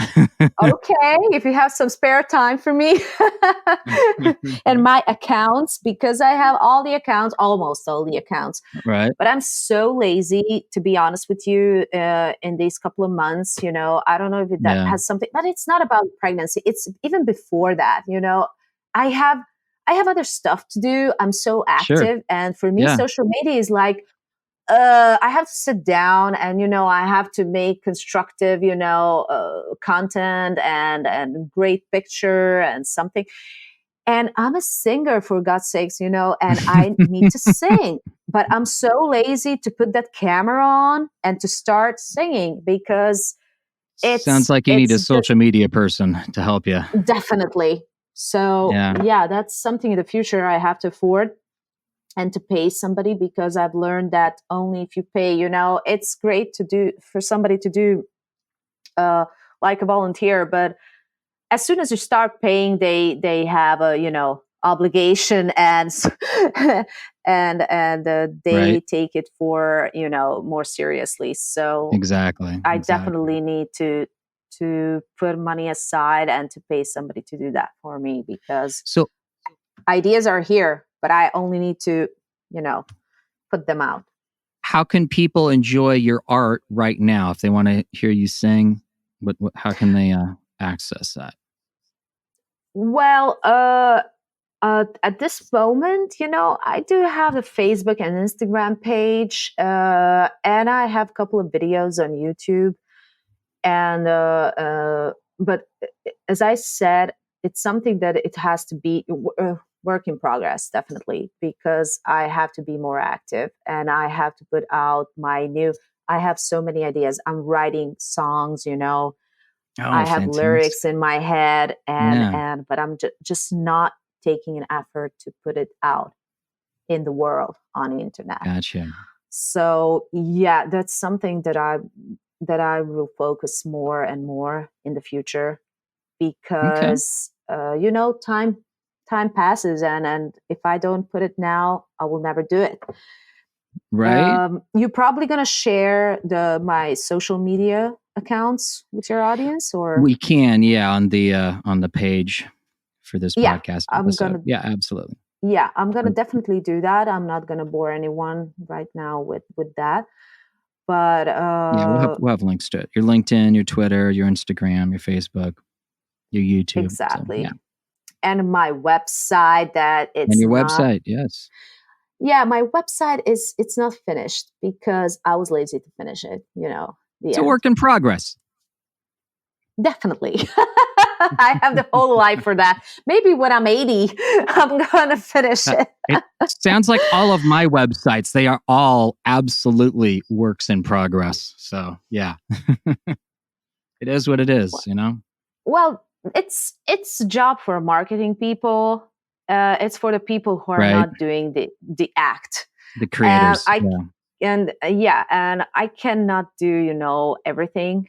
Yeah, I am a superwoman, but I don't have all the magic in my hands. So it's why you have to build an empire. You have to build an empire. I know. There's no Miss middle Monroe ground. Empire. Well, we enjoy your empire. I mean, we think the world's a better place because you created it. So thank you, Miss Monroe. Thank you, Mark. And I just want to share a little, it's not a secret anymore because I'm telling this to people, so I can tell that to you and to your audience that I have this idea that I want to, do in the future to make a musical dedicated to Marilyn. Yeah, dedicated to Marilyn Monroe's life. Nice. It's something that was done in Vegas, but it wasn't that successful. I know that because I started talking about it a couple of years ago while I was living in London, and I started to put that together. But it was just like it took just a baby steps about it. But the whole concept and the idea is in my head. So after this period of my pregnancy and everything, I'm gonna sit down and really try to make that happen because this musical, I have the whole concept in my head and it's great. And I think people will love it because people love my show already. It's already kind of a musical thing. It's a kind of like a burlesque musical show, different songs, etc. But with this musical, it's only dedicated to Marilyn Monroe, and it's only based on her songs from her movies. Right. So it's definitely something that should be done because people are so attracted, to the past. How was it before? Costumes, her life, tragedy. Oh, it's all right now. The number one show on Netflix practically is the Ryan Murphy show that I think I'm in a funeral scene in, Hollywood. That's all the rage right now. People love it. Okay. Really? On Netflix? Yeah. Netflix in the US. It's called Hollywood. It just came out a couple days ago, or maybe a week ago. I was in, there's a funeral scene. Someone gets buried and I'm one of the period folks there. I forget what role I played, but there's a ton of period stuff that's been in fact, before the pandemic, I heard that all of the costume houses in LA all of their stuff was for period work, for noir, different time periods. It was all booked out. Like if you wanted to do a new production and you wanted to get, 30s clothing or 1880s clothing or 1940s clothing, you would have to wait until the year 2021. This was like in January. Wow. Yeah, so there's a huge appetite for, past eras. Oh, people just love it. And this musical is based because I, of course, in Vegas, I watched the shows, but when I moved to London, the West End, I got such great ideas about it, how it should be done, what it should be, because it was never done before. All the Marilyn Monroe, arts was based on movies that was later, shot about her life, but musical was never done, and she was also a singer because back then actors were also singers. Right, they needed to multi-talented. act and to sing. Yeah, it was basically the musicals in the 40s and 50s and 60s as well. Sure. So so many ideas. Almost And I have this idea about my jazz album. So, and of course, a little bit Nice. rock and roll. Of course. It's always rock and roll. I'm a rock and roll girl. So, Well, Szilvia, yeah. did we do it? I feel like we could talk another hour and a half here, but I feel like this is a good first base. I feel like we're going to revisit your projects here in a future episode of the podcast. What do you think? Yeah, I think it's a great idea. And oh my God, it's already 10:25 p.m. here. And I was like, oh my God, we started It's almost 2 hours 1:25 ago. here. Yeah, we recorded it an hour and 30 minutes. But I think did we do it? Do you think we gave people a good sense of Miss Monroe, the Renaissance woman? Well, this is just a start, honey. That's all I'm suggesting. First base. I'm not talking third with an eye on home. I'm just saying first base, hey, nice to meet you, that sort of thing. Did we do it? I think I'm glad that we talked about Miss Monroe, but I'm glad that we talk about me as an artist in general, Right. and well, not that's where it just all comes Marilyn. from. Yeah, definitely. Thank you so much for this. I had a great time. Oh, thank you, Szilvia, Miss Monroe. And I will be coming to see you in Europe. It's a promise. I'm probably going to see you in LA again very soon. Looking forward to it. All right, Szilvia. Too much fun with Szilvia. Wow, I'd love to go to Europe for the first time. Wouldn't that be fun? It'd be a blast. Well, if I keep building this empire, I just might. Isn't Szilvia wonderful? Kind of a little different from what people would lead you to believe a busker or a costume character in Hollywood is. Yeah, welcome to my world. Anyway, Szilvia was lovely. Any links to the stuff mentioned in this show you can find at markromanempire.com. And the stuff that's unique to Miss Monroe you can find on her episode page for this episode. If you'd like more podcasts, support it. Yeah, support the things you love. Your Venmo, Cash App, or even PayPal truly helps. MarkRomanEmpire.com. Click tip jar. On SoundCloud, we've got a link to my Venmo there as well. Look for the blue support Mark Roman Empire button. And of course, we're on Patreon now. Patreon.com/Mark Roman Empire for lots of cool perks with many more on the way. Thanks to our listeners across the globe. I see you, Oak Grove, Kentucky, Clifton in New Jersey, Jersey, Moriguchi, Japan. I hope I pronounced that right. If not, 1,000 pardons. I'm so sorry. Moriguchi, Japan, thank you for listening to the podcast. And thank you as well, Cape Town, South Africa, Helsinki, Finland. Yeah, there's a lot of other countries as well. That's just the last 7 days. Yeah, a lot of people getting on board with Mark Roman Empire. Also a podcast. Tell a friend. Let's get some I want to get some interesting, crazy places I've never heard of before. I used to collect stamps. That's right. I'm a nerd. So I'm kind of aware of almost all the countries that are out there. There's a lot of them, like hundreds. But surprise me. Maybe a new country's been invented. That happens sometimes. Yeah. Hey, are you a hero tier? We've been helping house Venka and Will since December 2019. And we've been helping creatives since St. Patrick's Eve 2020. We need 3,000 to bring Venka, Will, and their puppy Andy home. And guess what? They've got a home now, but we still need to be tying off some loose ends for them. All right? Leave no human outside. Also, only Hero Tiers can win cool prizes in the weekly Cards for Hero Tiers game. That's on our YouTube channel, Mark Roman Empire on YouTube. Watch Cards for Hero Tiers 11. That's right, we're double digits now on Monday. And find out who wins the surprise prize. What will it be? I can't wait to find out. Oh, yes.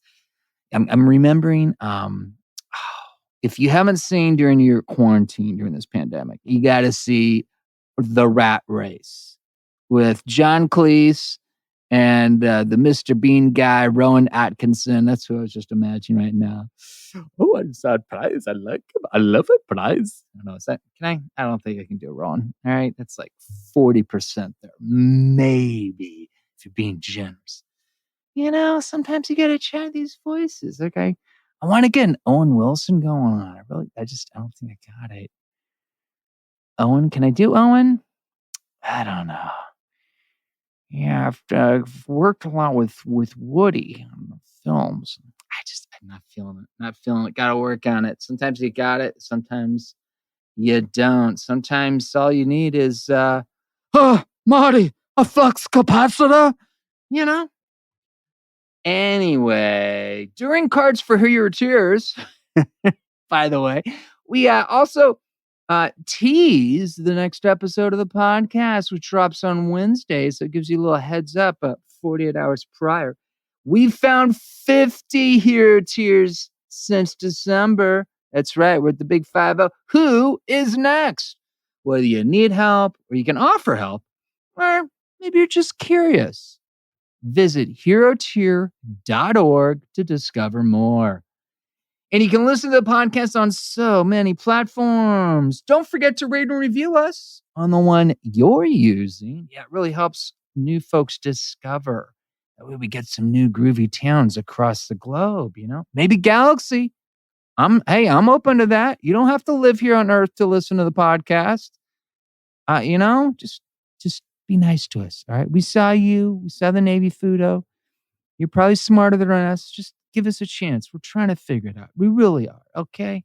I know you're snickering at us with all your alien buddies going, oh my God, can you believe these people on Earth? I get it. I totally get it. I understand. Just give us a chance. Give us a chance, okay? We made Star Trek, all right? I mean, come on. How bad can it be? Give us a chance. Give us a chance. Anyway. You realize I felt like Captain Kirk pleading for the lives of his fellow humans to some authoritarian, diabolical alien creature ready to snuff humanity out of existence. Spock, I need more power. Why is he asking Spock? He needs that from Scotty. You see? All right, I got to work on these. All right. Sometimes it's not out of the gate. Just saying. Hey, you can listen to the podcast on many platforms, as I mentioned. And if you're on the Apple Podcasts, maybe you could go to Mixcloud. You could try Podbean. There's SoundCloud, Stitcher, TuneIn. There's a lot of apps you can listen to it on. Castbox, Overcast. I use Pocket Cast. That's how I listen to all my podcasts. And we're going to update the website. We might even move the website to a groovier place. A lot of things are afoot, okay? Working on, percolating, chemicals, connecting in the lab in not a dangerous way, I should talk to Connor about that. I think we're going to have him on next week. Yeah, might be a good thing to check in. Connor, do you think that might explode? Should we be concerned? Yeah. Anyway, I did mention, didn't I, that we've got on the YouTube a lot of different things, but we also have the podcast audio. Yeah. Sometimes people like to listen on the YouTube. It happens. I'm down, and not even just millennials, others. But on the YouTube, you can also find the interview rap teasers, the Cards for Hero Tears videos. There's also Church that we did for a few times. There's Lieutenant Frank. He's got now a playlist, and we'll be putting new videos on that maybe as soon as this next week. There's also the Cue Ball Hot Take videos. Oh, those are so cool. That takes you a minute to watch all 7. You got to do it. For some reason, my Bill Burr, super popular. It's almost the most popular video of anything I've ever put on YouTube so far, which I'll be honest, isn't saying a whole lot. 123 views. Yeah. But hey, it's something. I'm a contender. among people who have 70 or less subscribers. Hey, it used to be 64, okay? MarkRomanEmpire.com. Click listen for all that stuff. And to avoid missing out on cool stuff, join my mailing list, the Mark Roman Empire Census. Sometimes we have special deals and perks for podcast citizens. I got to change it. We're going to call you Podcast Curious, because if you want to be a citizen, you got to pay you $5 a month. Go on Patreon. That way you can listen to the cool little intro that we had. Yeah, a little cold open, the voices that I do. Patrons get to hear that a few days before the podcast drops. Just saying, they get advanced screening. You're missing out if you're not a patron on Patreon. Just saying. And if you want to win some extra prizes, do this. Because this week's Sermo Maximus is Some Like It Hot. Check your email for this episode's census, but only if you want to win a cool prize to be drawn in next week's Cards for Hero Tiers. If you didn't get the census email, that's cool. Become a citizen. That's how you get it. Or become curious. We're probably going to change that to curious. Go to MarkRomanEmpire.com. Click census. Twitter is at @TheMarkRoman. Instagram at Mark Roman Empire for the podcast, and Vegas 90210 for Lieutenant Frank and the other characters. Email your questions to me at romanpodmail@gmail.com, and I might answer some of them on the podcast. If you go a few podcasts back, you can hear we had some mail. We did, and I answered them. So, when you're ready, guys, just ladies, people of more interesting genders, ask me a question, okay? I know I'm not maybe as interesting as Dr. Ruth, okay? But try me, all right? romanpodmail@gmail.com. Oh my God, what a difference a week makes, am I right? Wow. I mean, I got to be honest, I feel like maybe we've got an opportunity to become a slightly better species. This whole pandemic thing has made not everyone, I'll grant you, but, more than before the pandemic seemed to, I don't know, have a little more heart, a little more empathy, a little more kind of like, oh, maybe it's not just about me. Maybe, we're a community.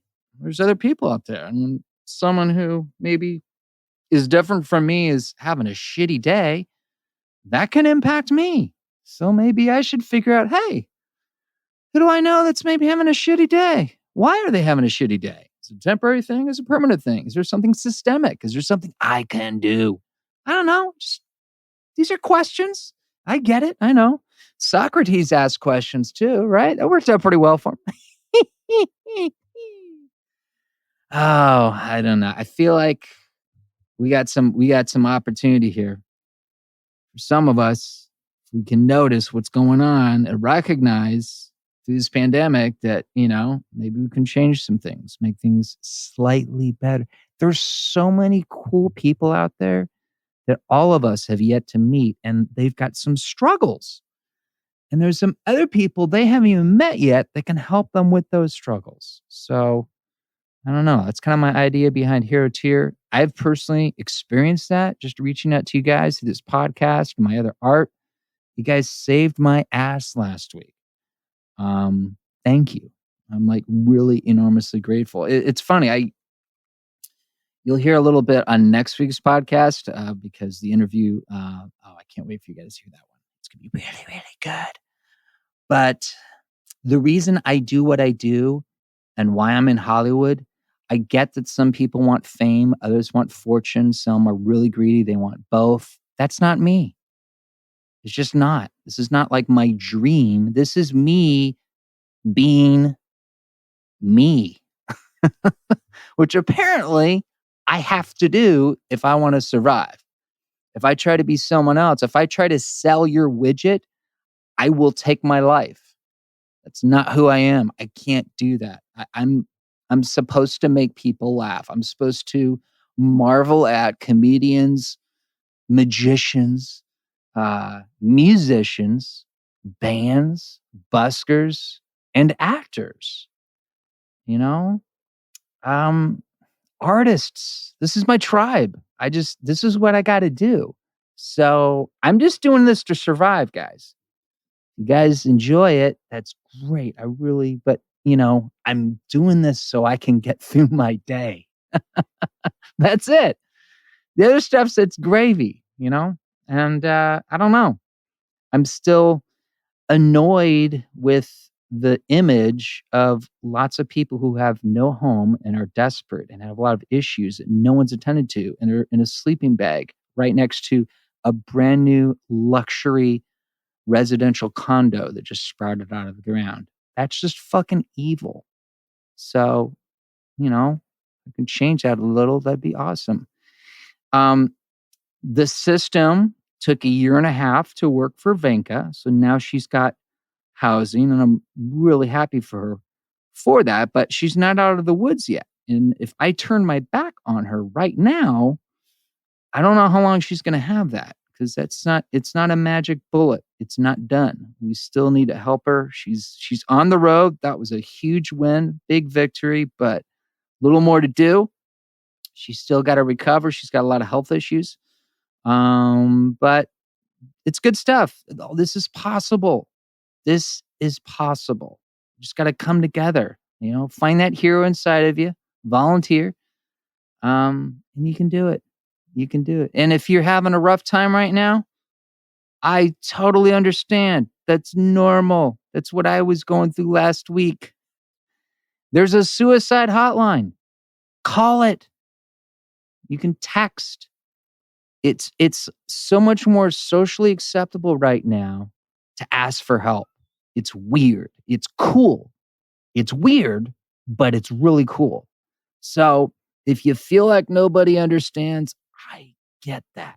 I've felt that way. I was telling you, if you're feeling that way right now, this is possibly the best time to ask for help, because people are more, I'm not saying they're perfect, but they're a little more open to it.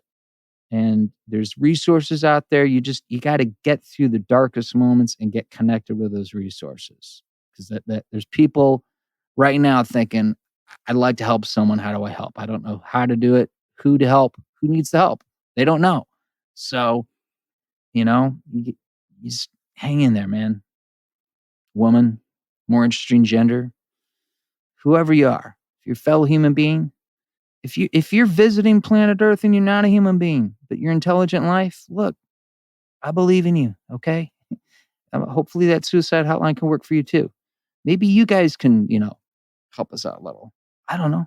I'm just saying, I don't know what I'm saying. I'm saying I'm happy, I'm grateful, and I feel like it's becoming a different time, and maybe that's a good thing. Anyway, guys, until next week, it takes a busker. Remember our fallen buskers: Marilyn Monroe, Prince St. Paul, Christopher Dennis, and Alexander Desser. No fear, hero tier. I am the Mark Roman. I am mentally ill. How can I help?